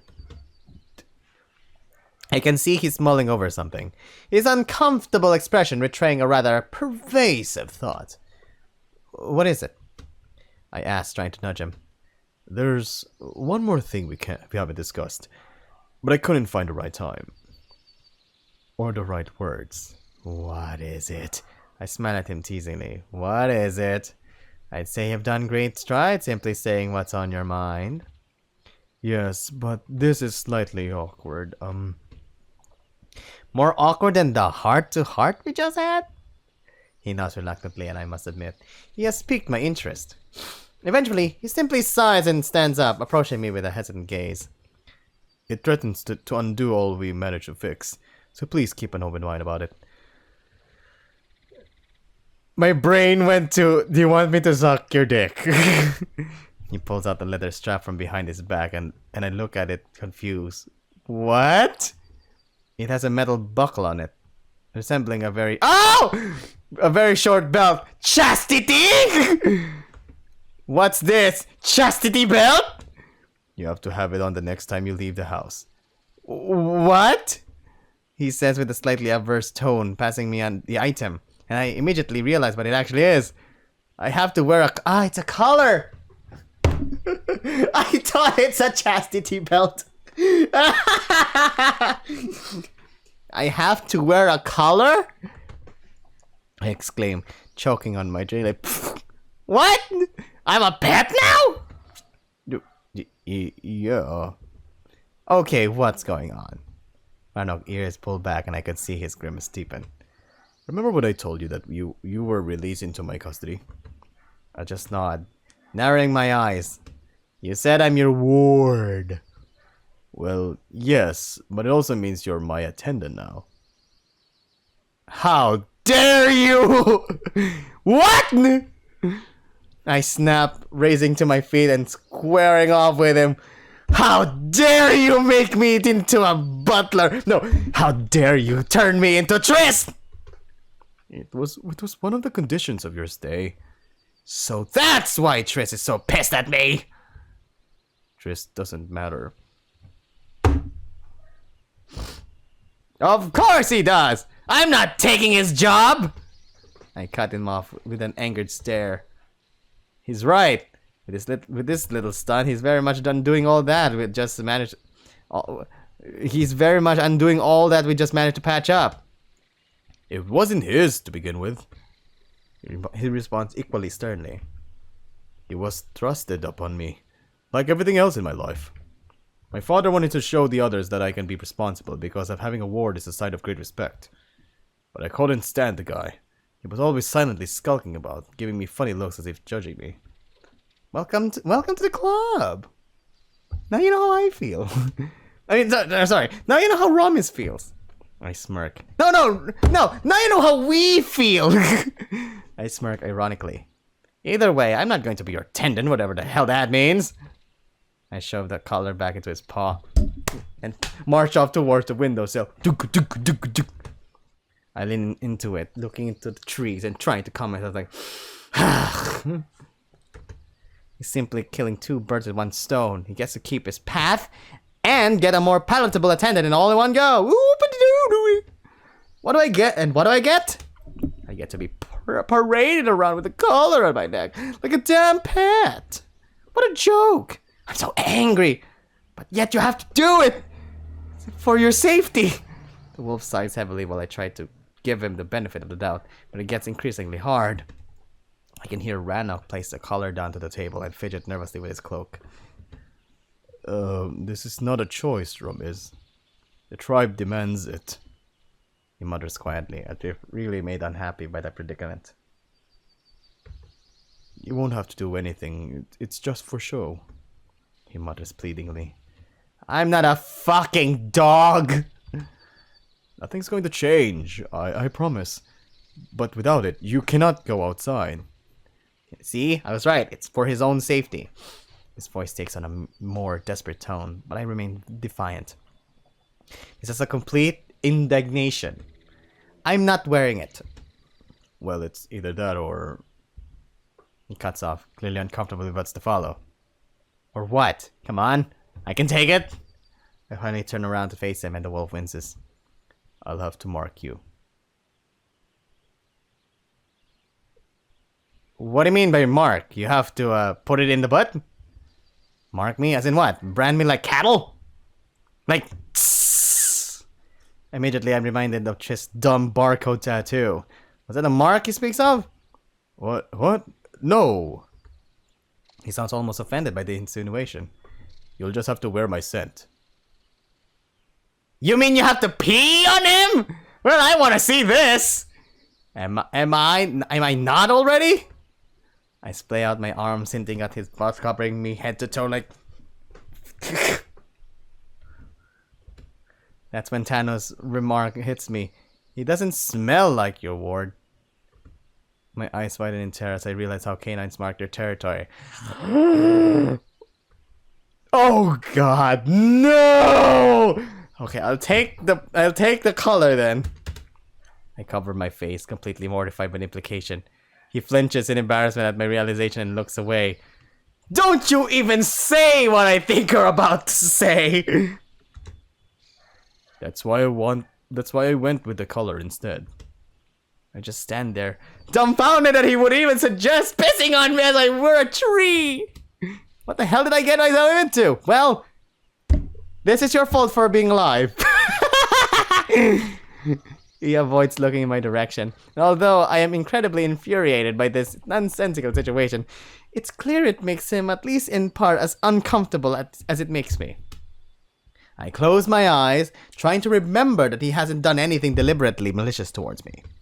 And considering our conversation from just a few hours ago, I should place more faith in his goodwill. He's just playing a part in a bigger play, and my best chance is to follow his lead. I need to control my knee-jerk reactions and show him some trust. Yeah, I'm showing him some trust because it's for my safety. I take a deep breath, looking at his worried muscle and sigh. Alright, I've trusted you thus far. I mutter, albeit still begrudgingly, and approach the table. Nyeh! Look at the shine like ding! Ding! Well, look what we have here. It's I don't know, what if we needed to take a bath? I grab the leather collar and look at it closely. I just remembered. To be honest, if it were small, it would have looked cool and not look seductively cute. But this is big for the neck. A bird on my shoulder. What bird on my shoulder? This? I don't have a bird on my shoulder. What do you... Oh, that's why. Okay. Despite trying to do so with cynicism, I cannot help but admire exquisite craftsmanship. It's quite well made. Embroidered edges with soft suede. I think it's suede. Soft suede padding on the inner side as to not to bruise the skin. The buckle is also beautifully crafted, with a woven paw embossed in the middle of a full moon. I had it made just for you. True silver, with my emblem on it. This will ensure no one messes with you while I'm gone. And just like that, I'm reminded he's simply looking out for me. Even if a bit heavy-handedly. This is ridiculous! Oh, it's ridiculous, but I have the choice! I grumble, trying to put the damn thing on like... Oh, well, I can still use this. I could just get a rope and just put it on the ceiling and then put it on my neck and go... I still want him to know that I'm not enjoying this, even if an odd part of my mind tries to sidetrack me. Unless you're into kinky biddyism. This is not kinky. Hey, wait a minute! Are you talking smack at me, game? This is not kinky. Not in this context, at least. Hey, wait a minute! Will I have to serve at the feast then? I huff, finally fastening the thing in place. It fits rather snug. The wolf looks back at me and his ears perk up at my reluctant concession. No, that would be the case. You're an attendant, not a servant. I'm sorry if this distinction is lost on me. You're supposed to keep sure that my personal needs are met, that's all. Okay, like what? Whatever that means. So, I will be able to dine with you? Oh yes, attendants are kind of like a professional companion. A silent companion? Since they're not supposed to speak. That's never hampered friendships to foster between a warden and this warden. Depends on what you're looking for in a friend. I mumble. So far it seems wolves value subservience and obedience, both easily achieved in a mute companion. Yes. Granted, your ability to speak our tongue is a perk. Or a quirk. He nods with satisfaction, picking up my train of thought. But that just makes us friends with benefits. Oh no! No, don't say that! If you say with benefits, there is a double entendre for that. I erupt in laughter at how apt an assessment this really is. I huddle next to the table, trying to contain my laughter. Like, personal needs, indeed. I'm a friend with benefit, indeed. Promise, would you mind giving me a hand? I make a crude shaking hand gesture while laughing. We'll give you a hand. This has to be the funniest thing he said to date. What's so funny? What's so funny? Nothing. Just the way you phrased it. I wave at him, trying to compose myself. My, what a way to cut the tension. What an icebreaker for the morning. I half wonder if it was intentional, judging by the return of his confident smile. Looks good on you. Oh, really? Darn, my dirty mind suddenly went to like all of a sudden Romis walks forward seductively and like, you wanna tug my collar and call me lovely. He tries to be teasing and I decide to play along. It would look even better on you. I'm afraid it wouldn't fit. Yes, your neck is quite fat. It's not fat. He scoffs in faint annoyance. It's just fluff. He raises his brow proudly and I nod with a smile, picking up my tankard. I wet my lips with amusement, looking love-struck at the wolf again. Like,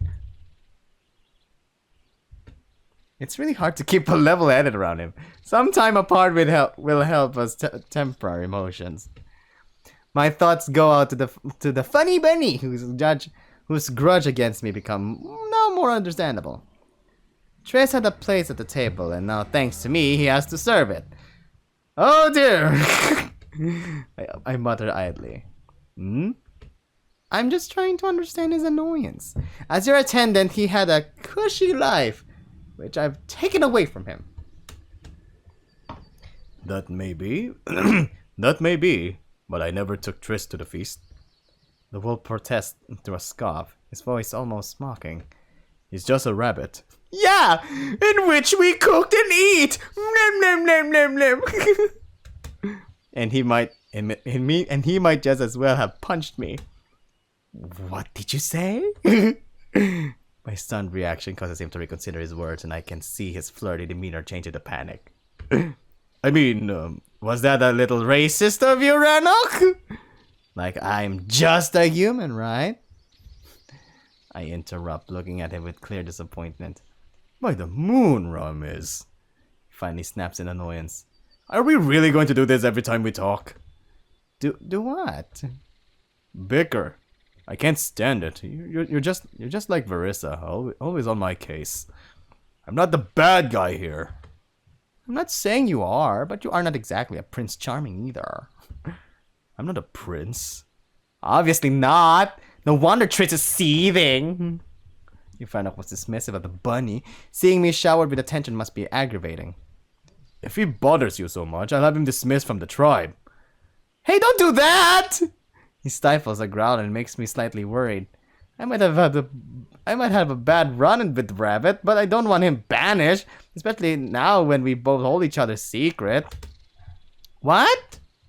I can't believe my ears. I thought you were different. I don't understand your issue here. You say he bothers you, so I'm happy to get rid of him. He's not the problem here. You are! A soft knock stops our argument. Oh good! Someone save you! A soft knock stops our argument as we both lock startled gazes up with the door. It's kind of like with Mr. Incredible and Quan and Mrs. Incredible. All of a sudden, like they're bickering on the first movie, blah, and they're bickering all of a sudden. It's not about you! And then Dash and Violet appeared out of nowhere and they saw it. Am I interrupting something? We fall silent, exchanging looks and both taking a deep breath. No. Rannoch finally calls out, clearly relieved by this distraction. For once you're my saving grace. Or coup de grace. I scoff, watching as the wolf walks up to open the door. Verissa, the way they talk is like an old married couple. Verissa enters the cabin bearing a white garment draped over her arms. My tissue. Your heated argument could have been heard all the way from the path. She looks at us with annoyance. At this rate, Tano and Triss are the least of our concerns. If your bickering continues, the whole village will learn a human speaks by tomorrow. Don't worry, I still plan to leave. The wolf grumbles and looks at me with a hurt expression. I guess we both allowed our emotions to take the lead. And I'm being judgy again! Good. I think some distance is warranted after being forced into such tight quarters. Indeed. His voice is cold and I feel saddened that we allowed things to spiral this far. It's because of your snarky comment, dear. If you could have worded it properly, then nothing could have happened. But you know, your cynicism took over for you. Right. Both of you get rid of those frowns. She touches Rana's chin, softly lifting his muzzle. Whoop! I didn't come all the way here to breakfast with the breakfast with 3 vols. One is quite enough. The grey wolf smiled and I also tried to muster one. I hope that'll do. She ruffles the cloth in her arm. That's all I have been able to scrounge up in such a short notice. Scrounge up? This is quite exquisite. The wolf exhales, running his paw through the delicate fabric. I look with curiosity, seeing how the sun reflects and glimmers on the cloth surface as Rissa sprawled it over the table. It must be silk! In all fairness, I am glad to be finally rid of it. Rid of it? Why haven't you worn it? Oh, don't you start as well. She smacks her lips in annoyance, looking towards me. She immediately locks into the collar and smiles. I see you've gotten him to wear it. Good. You knew about this? I almost sound accusatory. Promise, calm down. It's for your safety. Of course.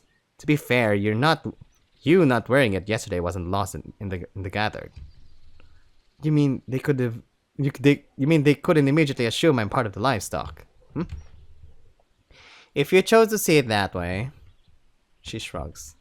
Now, up on a chair. The female points as she drags one into the middle of the room. I nod reluctantly and jump on, trying to steady myself. Marissa passes me the garment and I'm immediately surprised how soft it is to the touch. It's silk! Put that on. It's a dress. No! No, Merryweather! It's not a dress! Make it pink! It's not a dress! Just let me do my thing! Snip, snip, snip, snip. I frown, finally seeing how it unfurls all the way down to my ankles. It's not a dress! It's a robe! My, getting sharper with every passing day. That's not exactly what I had in mind. Sweetie, the least you already have a freaking thing to wear. Be grateful na lang, be. I throw an uncomfortable gaze to Rannoch. First the collar, now this.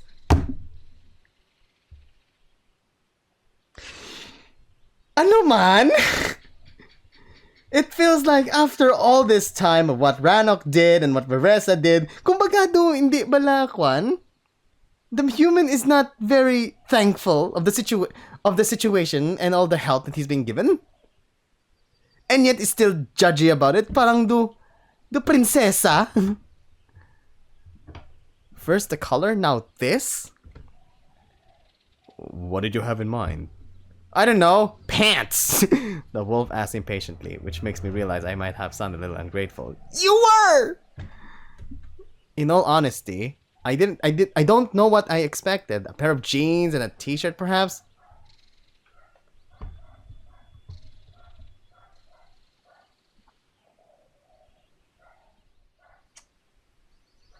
A pair of jeans and a t... Have you seen how they dress? Yeah, good luck explaining that. But,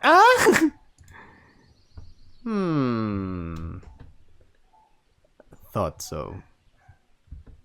Rannoch scoffs teasingly, and I simply pull the dress over my head. I watch it drop freely, covering my body nicely. To be honest, if I were in his shoes, I will be grateful with the dress. Especially when it's shining bright under the sun, and it's also Juan, what you call this?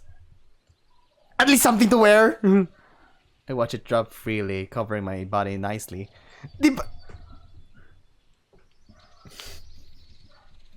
Diba, Juan? You were complaining that you're showing skin, and now that you're covered skin, and now you're complaining? Buta. I watch it drop freely, covering my body nicely. But it feels so strange to be dressed like this. Right. Because you're so short, I'll have to fold up the bottom. The female wastes no time, pulling and tugging at different parts of the fabric, readjusting it to a new proposed height. Should it go below or above the knees? Below the knees, please. She looks up to me. But wait, if it's above the knees, I can move freely. But if it's below the knees, then, I mean, I'm okay with it. He looks up to me, but I'm not exactly sure. Rannoch? Rannoch's like, wait, I want to make you all see his reaction, because apparently, there's something in his reaction that you really need to see. It's pink! It's pink! That's color we're using. But I wanted blue. Now, dear, we decided pink was going to be the final choice. It doesn't. The heavy ass fabric on top and all over. Yay! Someone noticed. All right, going back. Rannoch. She throws to the wolf, requesting a second opinion with a playful tone. Why are you asking me that? I don't care. I couldn't help but chuckle at how flustered he got. That was fluster? But when her gaze drills back to me, I share his awkwardness. I don't know. Well, if you don't want it to look like a dress, I'd say above. Then it can pass off as a tunic. Let me guess, you're gonna choose above the knee, so that'll be a tunic, right? I nod with little conviction in my voice. Relax, no one will even bat an eye. Besides, you've got good knees, why cover them? She winks, and I blush slightly, especially since I notice that the sleeves are cut open. The sleeves are cut open? Oh! With just 2 golden pins holding them together. Not to mention how deep the neckline is. Oh! It's kind of like this! Kumbaga, it's kind of like this. Now, wait! I have an idea. I want to show you something. I don't know if it's here.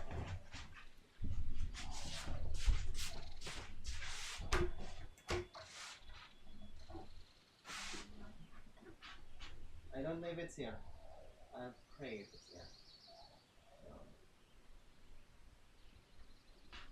What? Is that here? Ah, here it is.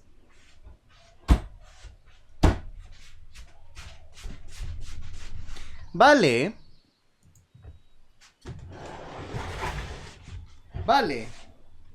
it's kind of look like this.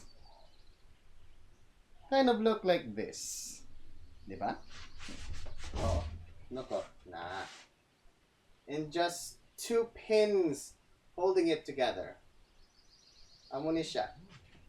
Basically the mo ni siya. It's just only the 2 rings or 2 pins just holding it together. Pero this one is a dress. But if you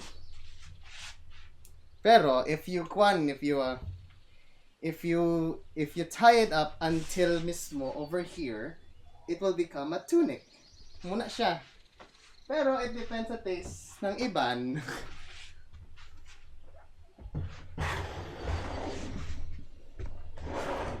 Pero it depends on the taste ng iban.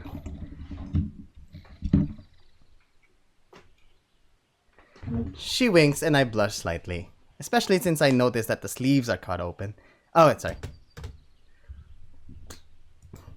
You can't steal my dress. You have to go from the other side of the world to get this. What about the top? Isn't it a bit too revealing? I'm not a damn seamstress. I'm not a damn seamstress! I know where that line came from! I'm not a damn seamstress, right, Bianca Del Rio? I'm going to shorten the base, but that's about all I can do. Can we at least get rid of this? I ruffle a long piece of blue cloth.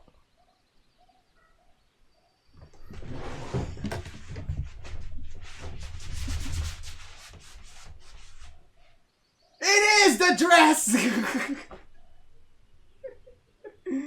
Ooh, it is the... Wow, what a coincidence! Wow, what a coincidence! I actually have the same dress as this! I ruffle a long piece of blue cloth drape around my shoulders. It's sewn into the attire. Why would you want it gone anyway? You have no fur, and the dress itself won't keep you any warm. How's this flimsy, dangling strip of cloth going to change that? You know, Kael, if you ever watch this, in the future in YouTube maybe, can you give us, like, not just a description, like, what it really looks like? Unless you can show it later in the game, I don't know. I pull on the bit that just cascades down the right side of my back. It's a shawl. Doubling as a... What the shorts? Why are you blushing?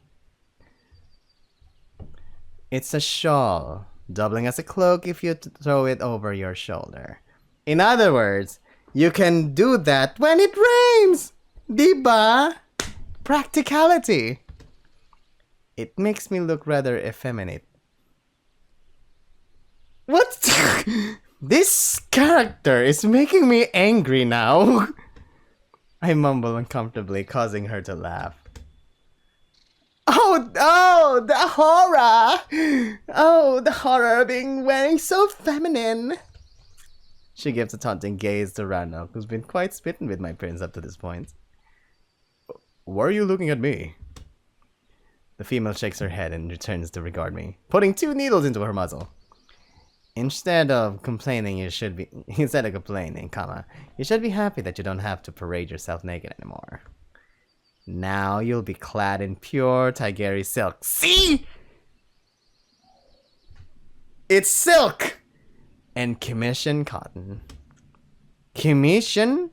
As in Egyptian? They don't know what that is.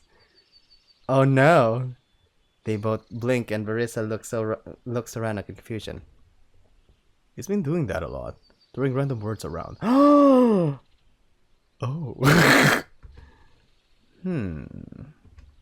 She mumbles, looking back at me with a risen brow while struggling to pull up the dress. Commission is in Kemet. I assume it's far away. Wait, let me guess. It has sands? Yes. Pyramids? Yes. Egypt. You assume well. She nods to a smile, placing the needles into the fabric to secure the new baseline. It's on the other side of the globe, so this here, my friend, is a royal gift. She stands up, admiring her handiwork. Not too shabby. She nods in satisfaction and pulls out of her bag a glistening golden belt. This feels Roman. Here, put it on. I reluctantly pick it up from her paws. It looks awfully expensive, with each segment connected to the other, so on a tiny hinge and a large blue gemstone set into the buckle. I drag it across my waist, pulling the dress closer to my figure. Once a click announces the belt is secure, I brush my hands across the fabric to straighten it out. My, now you look the part. You mean the part of a noble, right? I mumble awkwardly, causing the wolves to laugh.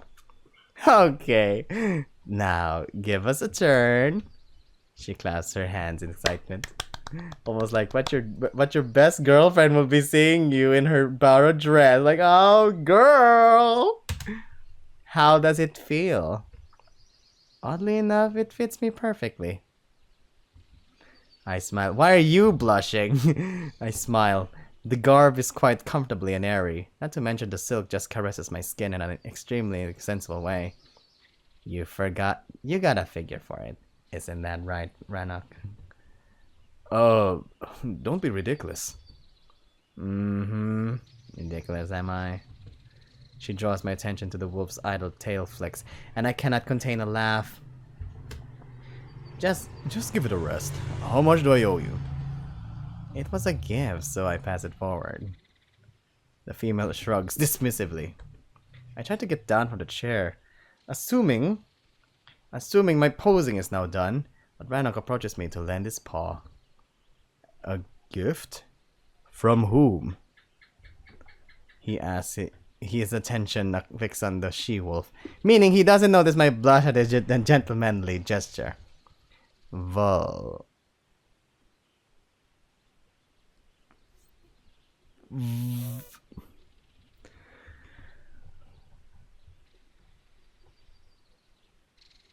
Vol?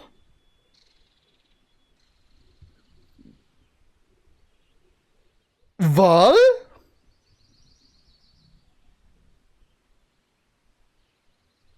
Oh.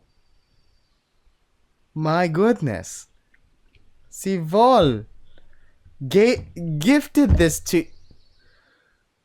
My god. Wow, Vol is really thinking about the human, does he?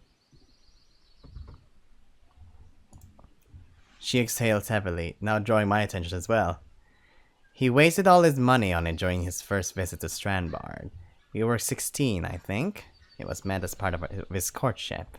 Ah, okay. Oh, she's now twisting her nose. Aw, that's kind of sweet.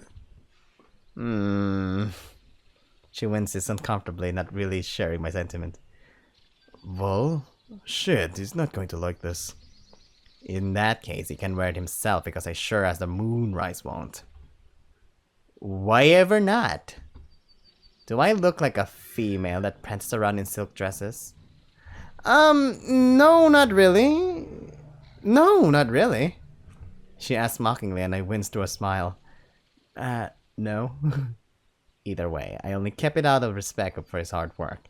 It's nice to see something good coming out of it. She ruffles my hair as a loud knocking resonates. Oh, here we go! As a loud knocking resonates through the door. And speak of the devil! Damn my luck. Seems the perfect time for my egress was a few moments ago. I don't suppose we could pretend we're not in? We were supposed to eat together. Rannoch frowns. That was before I decided to get rid of this dress. You think it's going to be that bad? It's going to be a shit show. I had hoped we could present Promise in that dress out in the open, where Vol couldn't make a scene. A fait accompli. I nod. Are you French? I nod, trying to ease the tension. Yes. She stutters, looking at me in confusion. Whatever that means. Uh-oh! Another, this time, more impatient knock shakes the door. Rannoch! I know you're in there! Marissa extends her paw towards the grey wolf, halting him for answering. I watch as she walks past me, headed to the bedroom. Promise, be a darling and grab me some moonshine. I'll need more than ale to get through the spectacle. I nod and rush to the cupboard while Rannoch looks to her expectantly by the door. Once she has the bottle in her paws, she recedes deeper into the adjacent room, moving completely out of sight. Ooh, this is gonna be fun! Now, okay, let's see. Since this is a very important scene, I'll put myself here. That's when Rannoch lets Vol in, while I situate myself beside the hearth. The black wolf marches in impatiently, bearing a linen parcel in his paws. Finally, what took you so long? Right, I have what you asked for. There's some jerky, smoked sausage, and cheese. And he pauses, placing the bundle down, while his blood-red irises center on me. I can see them immediately shrink as he narrows his brows in anger. Oh dear. What are you doing in that? Take it off! His growl thunders across the kitchen. I wince. Verissa gave it. I stumble back as he rushes towards me with paws extended in a frightening fashion. Fingers feathered out with claws ready to sink into my flesh. Take it off! Now! I slam into the wall, running out of room to retreat into. Ah! The wolf slams its paw on either of my sides, causing the cottage to shake as he effectively corners me. His snarling muzzle lowers to my face, and I begin to shiver, noticing his every muscle tense up in anticipation. Yes? I nod, my voice slightly cracking as my prey mentality kicks in at the sight of his jag fang so close to my throat. I can see his nostrils expand with each agitated huff of air, and I close my eyes, almost as if wishing him away, like, Bull! Rannoch finally steps in, trying to push him away as I struggle to get the dress off. When I grab the rim, I accidentally prick myself on one of the needle and jump up like, I forgot! Ah! I said shit, take it off, or so help me. He interrupts, hearing Rannoch's own growl at his threat. This redirects Vol's attention to the other wolf as he throws him in an angered gaze like, oh no, boys, don't fight over me. I mean, don't fight over Ramis. I'm taking it back to her. He's not taking it off, and he's not taking it off, and I'm not taking it back. The bedroom door opens and Verissa walks in with clear annoyance on her muzzle. She bangs the clay bottle on the table and squares off with the black male almost looking ready for a fight.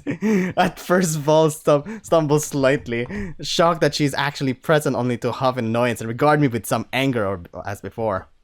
As I said, take it off! Her finger points to me commandingly. Don't you dare! I swallow and simply stay still. I spend my days in the den of vigil tending to the sick and wounded. I cauterize the cuts and mend open fractures, while at the time drench in someone's blood. I don't have a need for a silk dress. She stands defiantly, looking at the male with disdain I haven't yet seen from her. I don't care what you do. You can make it into a floor rag if you wish, but that thing is not wearing. Enough! The female growls, slamming her fist into the table, causing the tankards in the bottle to dance. Although very much feral, her growl is still surprisingly melodic. For crying out loud, we're not your betas to be ordered around, Vol. So hold your tongue.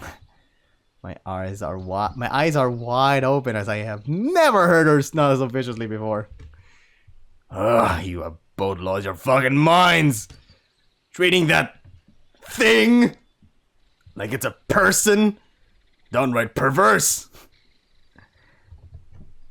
I am a person, asshole. You yourself treated him with respect at the feast. Rannoch tightens his fist, slowly losing his own patience. Vol finally pulls away from me, throwing his massive paws around in annoyance. That's because someone was causing that little bitch to weep from mommy's tit. Since neither of you were going to keep him pacified, I had to step in to avoid us all getting banished. Are you quite finished? Or should I come back later once your temper tantrum has wore off? She finally subdues her growl, looking at him with clearly waiting patience. I never wore it. Nor I would ever. It's a good thing it has some use now. You're even giving away the belt? It's a sapphire set in pure gold. He spits out. He has to tie up his waist somehow. A piece of rope would suffice. Vol, don't be ridiculous. This is pure silk. Yes, your silk! Hey, wait a minute. I'll pay you back for this. Rannoch tries to place a paw on his friend's shoulder, but Vol brushes him off like, yeah. You're insane! This is worth a royal ransom! Doesn't matter. You would squander such fortune on a fucking pig in a dress? Pig in a dress? Hey, wait a minute! Now it's Ranok who snarls, struggling to not bare his fangs at his friend. Ah, we're back in day one. I'd gladly pay any money to make a friend happy and comfortable.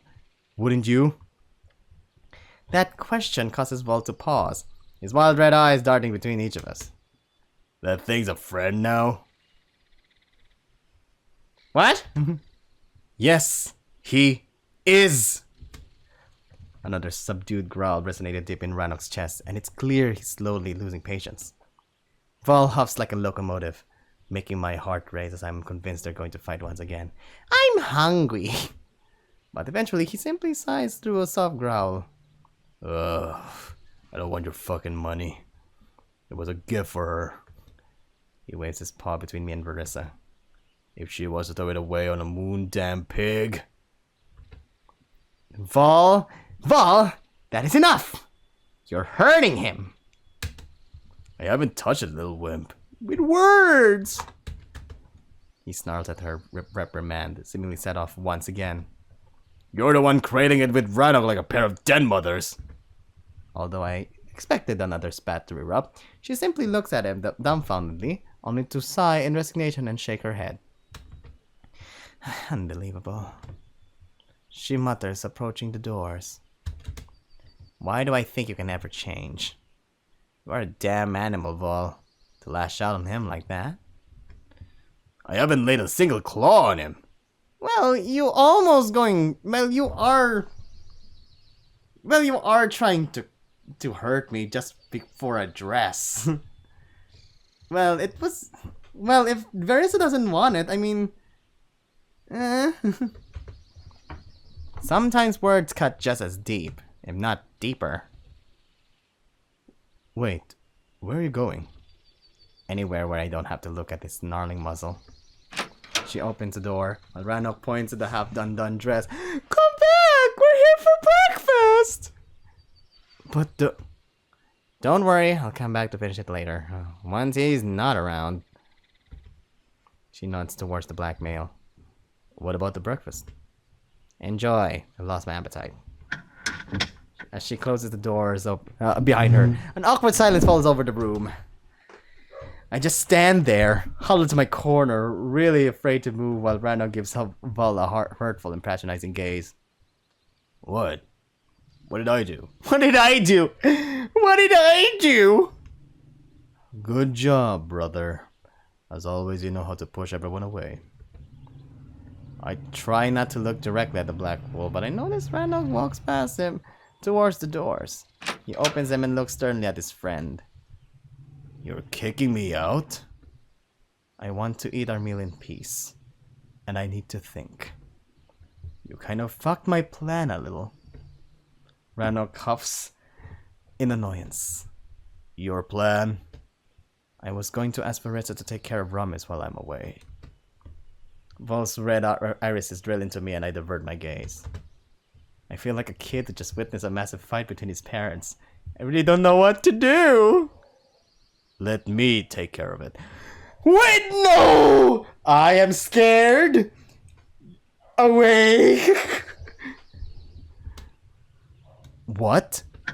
Ranok scoffs, resounding my own surprise and closing the doors. I can look after the piglet. What? After the stunt you just pulled, you must be joking.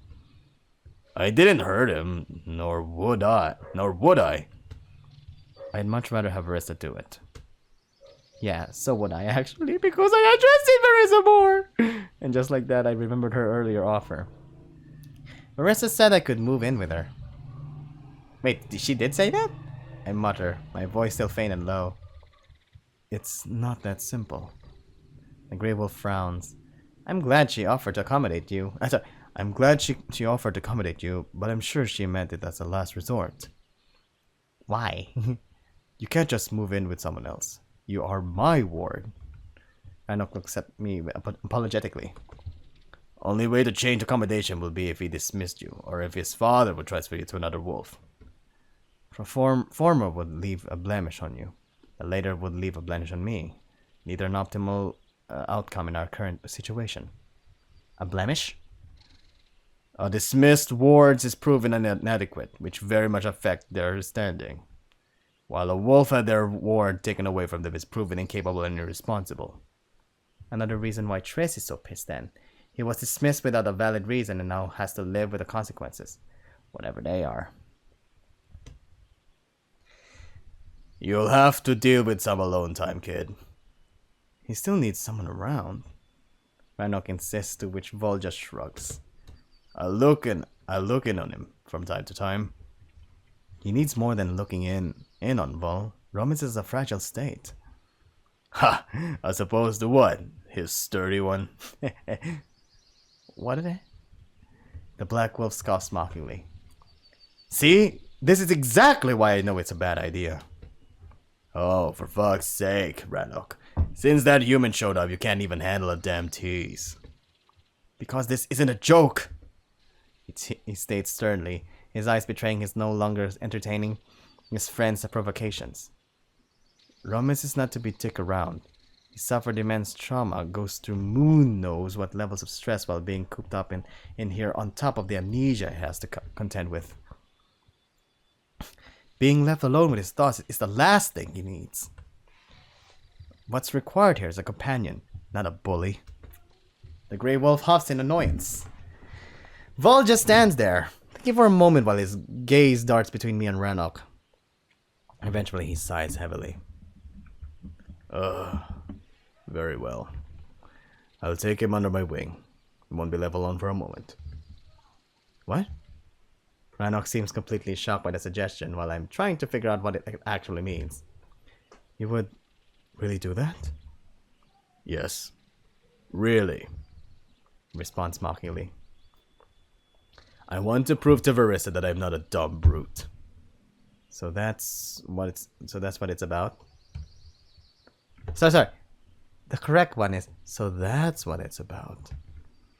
The wolf looks to Vol with disappointment. I knew it. You don't give two shits about... Exactly! I don't! Vol interrupts him through a soft growl. The human is your obsession, not mine. All I care about is you and her. So you can trust me when I say I won't fuck it up. Sorry if I find it hard to believe at the moment. You nearly tackled him over a damn dress. I gave it to her! This time his growl is not as subtle. I can see Vol's fur bristle and barely contain anger. All those years, she never wore it. Not once! Seeing her throwing it away was almost as if she spat in my muzzle. How would you feel if Cora treated you like this? Who's... Wait. The dead girl?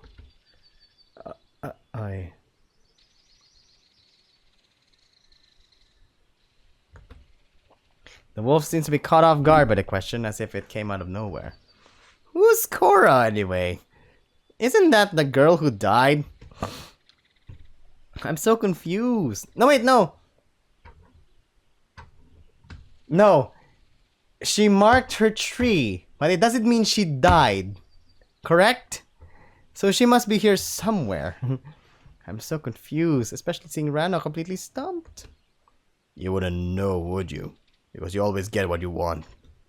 Every female and defective male this side of turn want a piece of the dream wolf.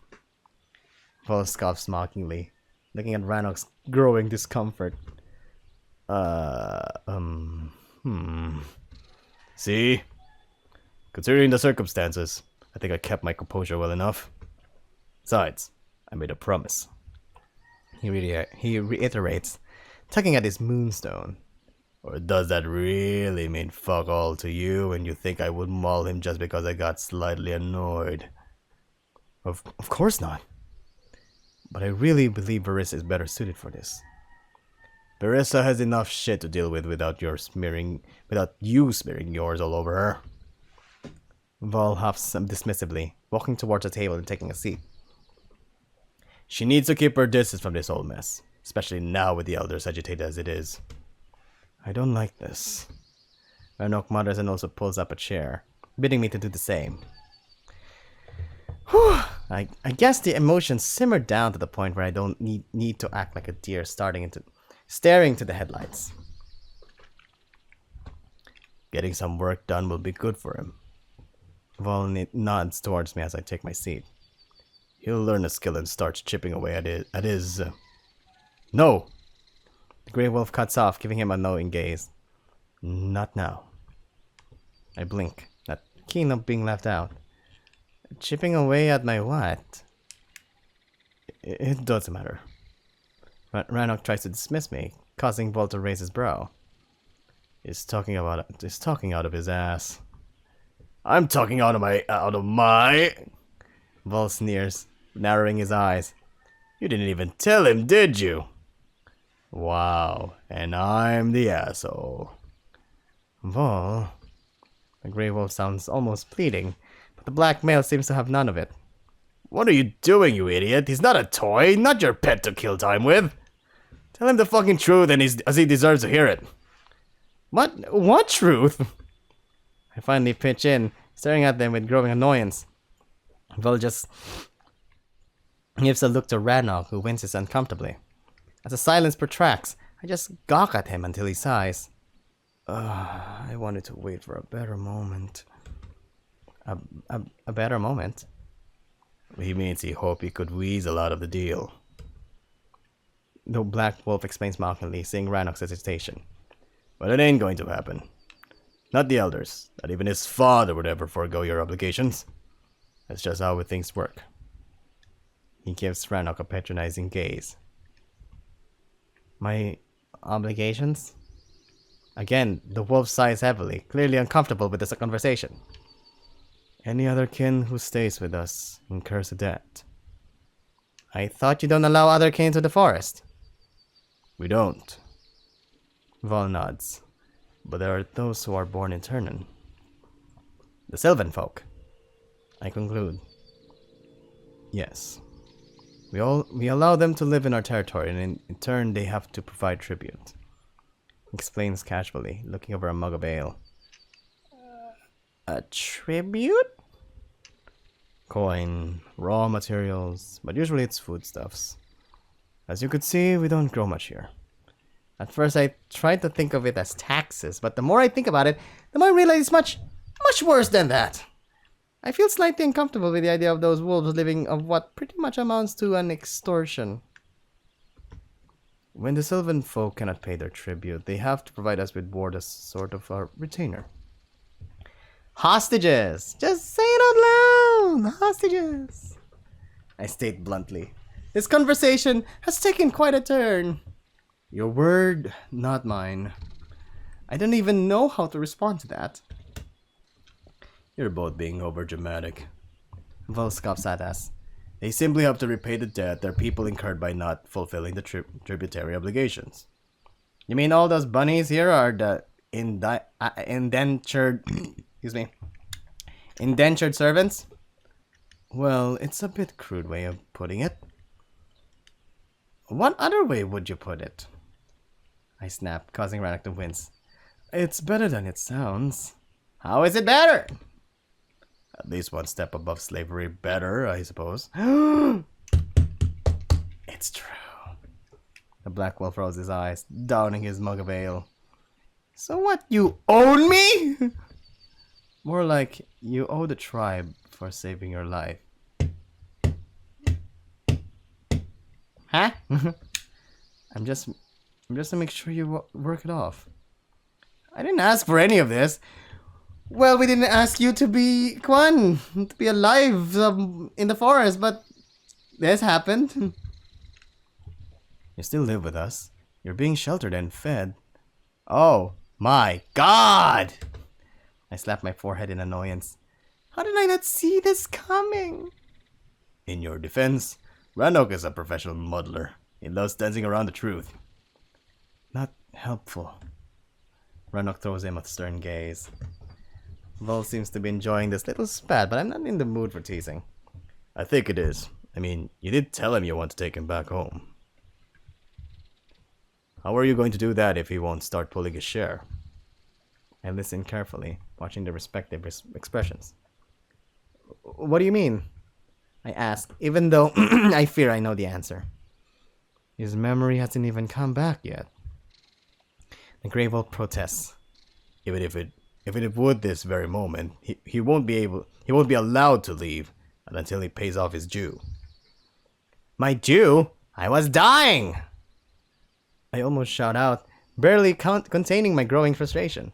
It's like the US Health Service. Huh. They bleed you dry while trying to save you. Huh. I still have Kwan. I still hold my theory. My theory of holding Kwan. My theory that that the human has been isekai'd while he's in a coma still holds water. I have a bloody feeling about this, but I don't know. It feels like an isekai story. Like, like he almost died, but then he was transported into another world. Cause there's no way, if he's a human in another place here on Earth that is ruled by anthropomorphic animals, then he shouldn't have said the U.S. Health Service. Then that means isekai. He's from another world. We're a highly meritocratic society. Nothing has had it out here. I had hoped we'd avoid this conversation altogether if you realize it on your own. Oh, sorry. I didn't realize earlier that I'm being enslaved. How silly of me. I roll my eyes in disbelief. It pinned this on me. That's not what I meant. I just wanted to give it time. He looks angrily at Duval. But someone had to push it. Don't look at me. I saw the collar. Better rip the bandage off. Vol shrugs and a short moment of silence falls over the room. I'm buried in my thoughts, unable to believe how duped I was by this whole setup. Remember, Ramiz, patience. Patience. As angry as I want to be, I have to admit there were a lot of signs all pointing in this direction. But I just had faith that my worst predictions aren't true. You okay? I would say I'm livid, but I'm actually too stunned for that. I mutter, not even regarding him. As the silence continues, I notice Rannoch's impatience grow. Eventually, he just snaps and bangs his paw on the table. Can you just go? He throws Vol an angry stare. You keep making everything worse. Worse? You are such a fucking hypocrite. You are such fucking hypocrites. Sorry. The black male scoffs to a sneer. You both shit on me for being blunt, while you two are simple lying cunts. What are you on about? My eyes dart between their growing muzzles. Do you think Verissa gives a flying fuck about his human whelp? He asks mockingly. She only entertains this charade because if she pulls it off, she'll secure her position as a shaman forever after. And don't get me started on you self-righteous asshole. All you really need this human for is to prove to everyone what a perfect little chief you would make, how the ancestors themselves anointed you and your master plan. Change. Vol huffs, rolling his eyes. You wouldn't know change if it hit you in your muzzle. Tell that to the wolf who doesn't change at all. And Verissa got angry about it too. Vol.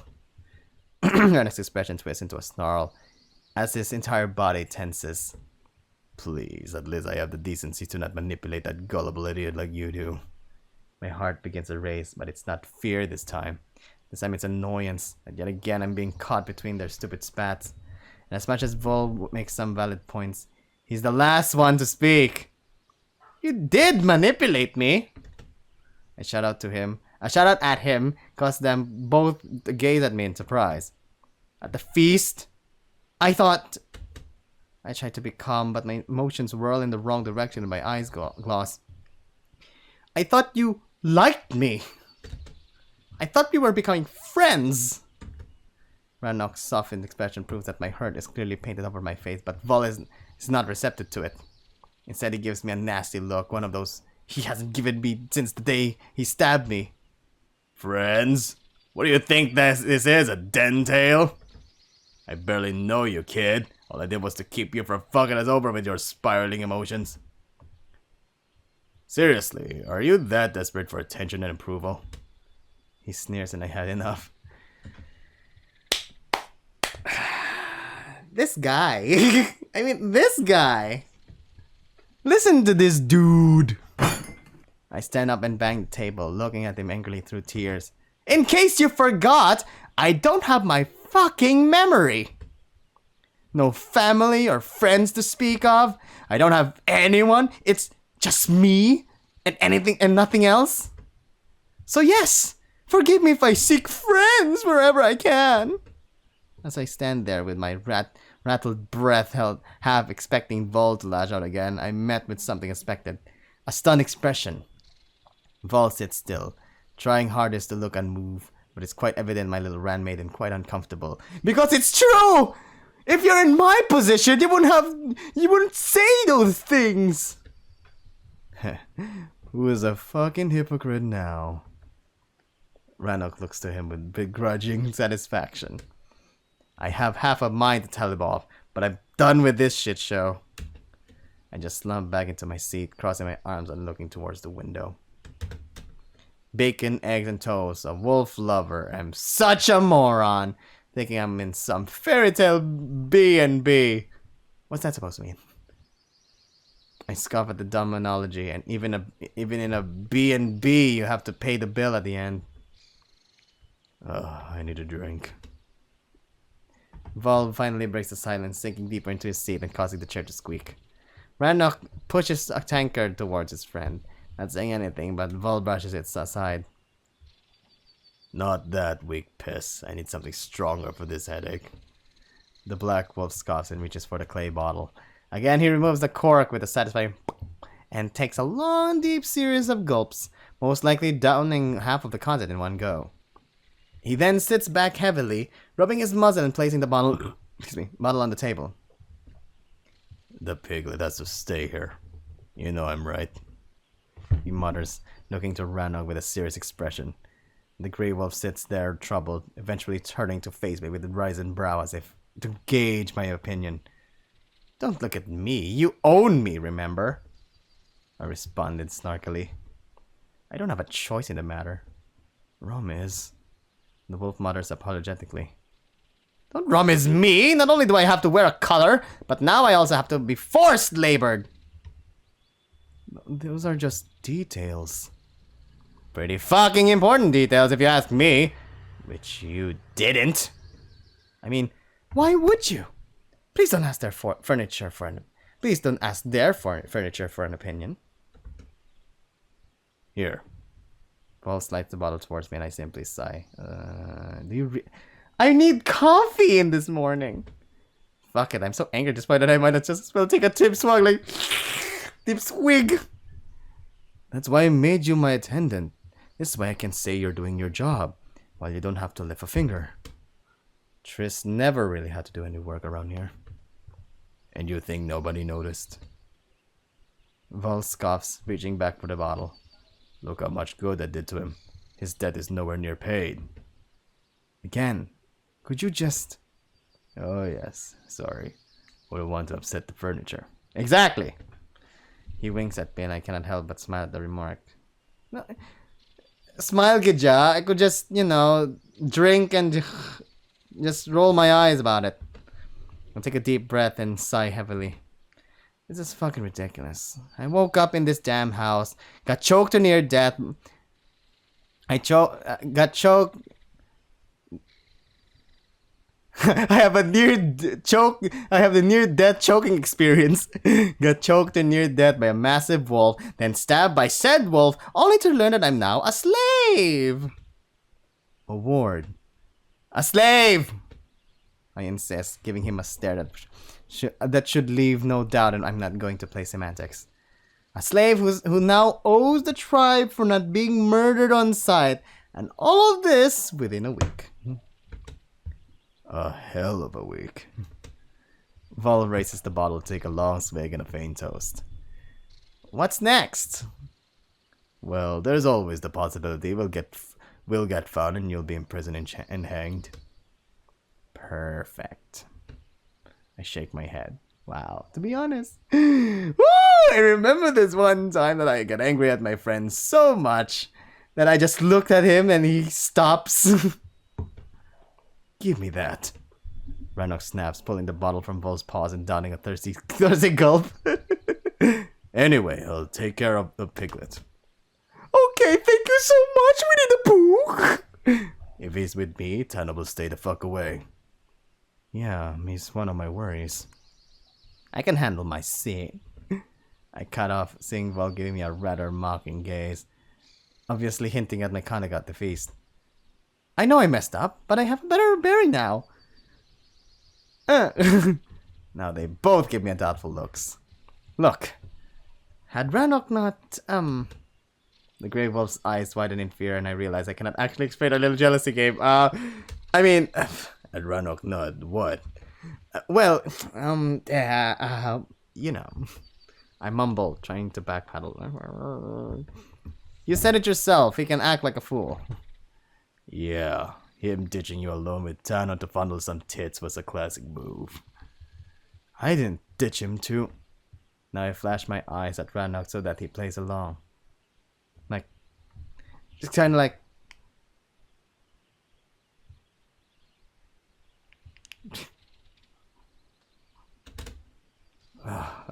It wasn't like that. No. Would have been harder to bounce her up and down the piglet at your side. She threw herself on me. That's not how we read it. Yes, and you put up a valiant fight. I try hard not to be snoopy, but I cannot help it. The she-wolf made me incredibly jealous, more so than I have the right to be. But still, I have to know. Is that a common occurrence? With Rannoch? Yeah. Oh, yes. Vol almost sounds annoyed. Every female in this village just swoons over the fucker. Honestly, I don't know what they see in him. I do. I've been swooning over him since day one. It's that smile. His damn cocky smile.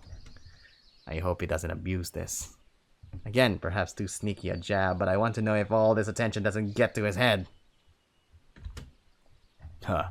If I have to tripod what he has, there'd be pups running all around the place. Close my eyes and sigh discreetly. Good boy. Good boy. Could we change the subject? This is getting slightly awkward. The wolf walks away, clearly unsettled by our little exchange. Sure. Vol shrugs. How about you explain to me why the fuck you're leaving all of a sudden? Your father exempt you from any task that will leave the piglet unattended. You mean, without someone to attend to? He flashes his brows at me in amusement, causing Rannoch to sigh. Someone has to find out what happened with Rigara and Delrin. It's been way too long. Tano could have taken care of that, and it will get him out of the village. Which is why he will never volunteer for this, and my father doesn't see any urgency to actually order a search party. Vol muses, shaking the bottle to gauge the remaining levels of booze. He takes a sip and then pushes the bottle towards me. Should have asked me then. I would have gone. You want a week's rest. What sort of leader would force a friend to forego his leave? I tilt my head in agreement as I take the final gulp of the moonshine. Damn, Vol nearly demolished it on his own. I smell bullshit. Where was this urgency and concern a day ago? You're not telling me something. You're not telling me something. He drills his gaze into each of us, darting it back and forth expectantly. I dearly hope he doesn't expect anything. Fuck! I don't think it would be a good idea to unpack that little morsel right now. Rannoch shares my troubled expression, and I wonder if he has a plan to dodge his bullet. You're right. He nods awkwardly. There is another reason. I got blinded by the human. I got so focused on the idea of him being my pet that I neglected what truly matters. My duty. So I tried to fix that. I look at him in disbelief. I might know this wolf just 7 days, but even I'm not that dumb to buy this pathetic excuse. As much as I'm glad to hear you're finally coming to your senses, I know it's horseshit. I'd say it's far more likely that you just need some time apart.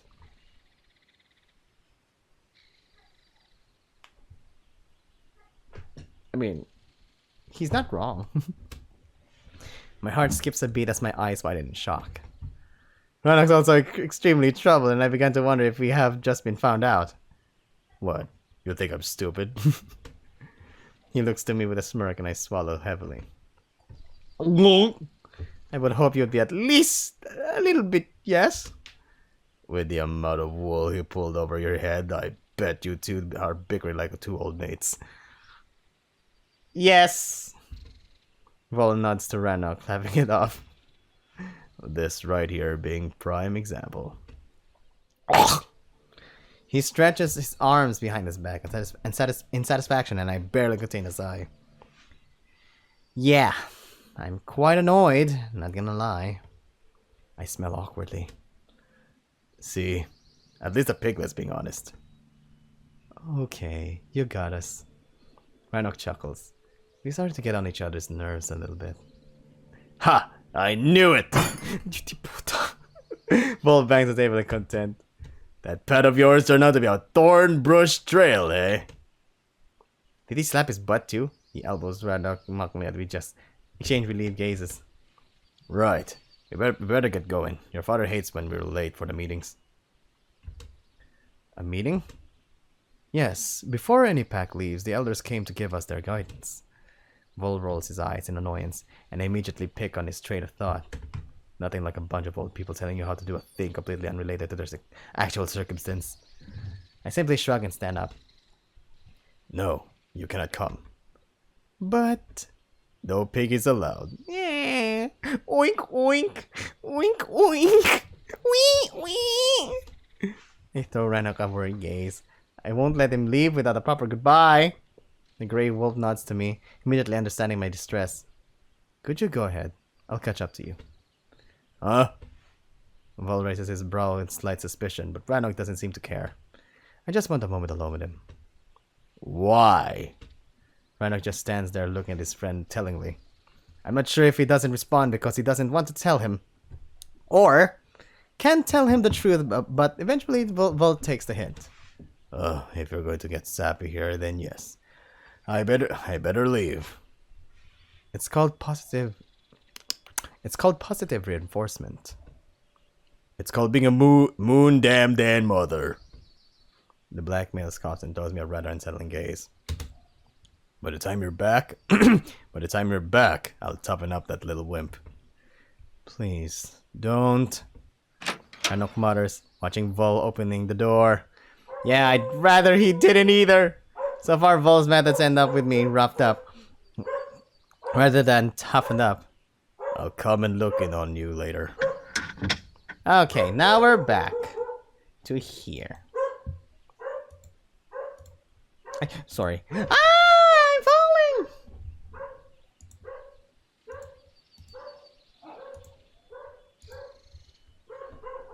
The black wolf scoffs and closes the door behind him.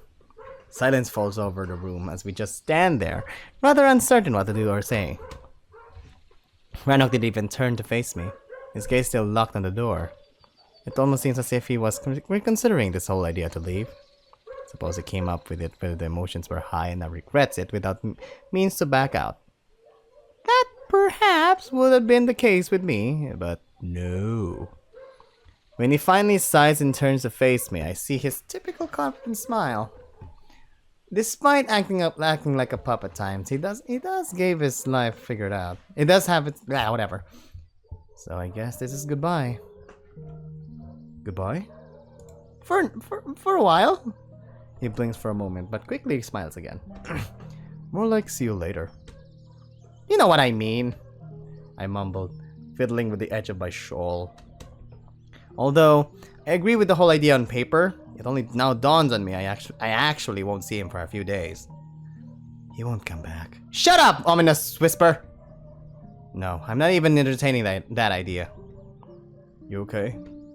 He tilts his head into my field of vision. I cut off.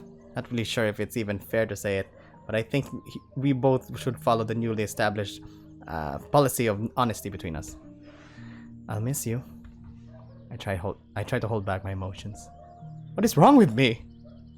Despite learning you're now part of the furniture. He raises his brow teasingly and I chuckle.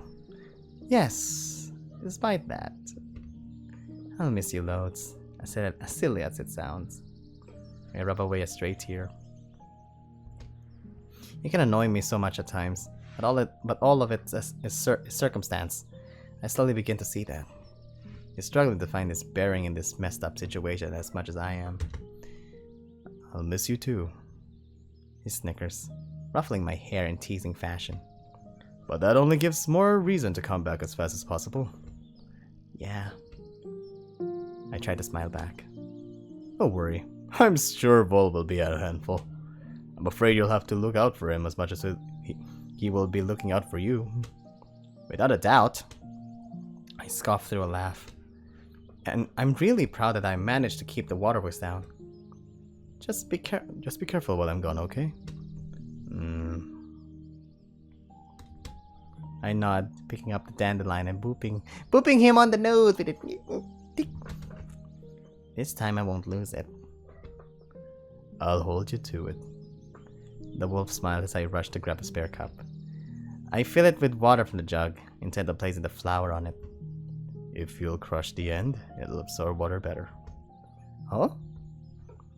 I look to him with confusion and he extends his paw towards me. Here.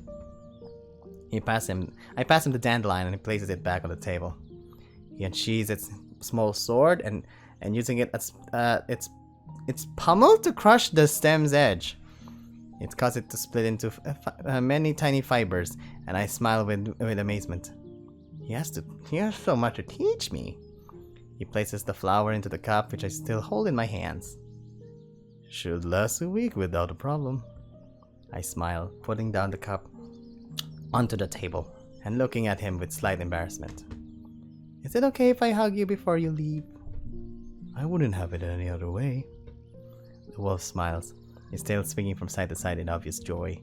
Before I even open my arms, his paw swoops behind me and he pulls me deep into his chest. My head sinks into his neck fluff, and I take deep inhales of his scent, almost as if wanting to imprint it into my memory. His embrace is equally as desperate, as for the first time he uses actual strength to keep me close. I can feel his muzzle and cheeks rub against the top of my head, as the wolf nuzzles into my hair. I feel safe, warm, and cherished in his arms. But like any good thing, this hug comes to a faster end than I'd like to it to, as Rannoch pulls away from me. He looks troubled, evidently struggling to maintain his mask. You'll be fine. You'll be fine. I try to sound encouraging and he looks at me with surprise. Me? He laughs. You always worry about the others. About the others? You always worry about others, don't you?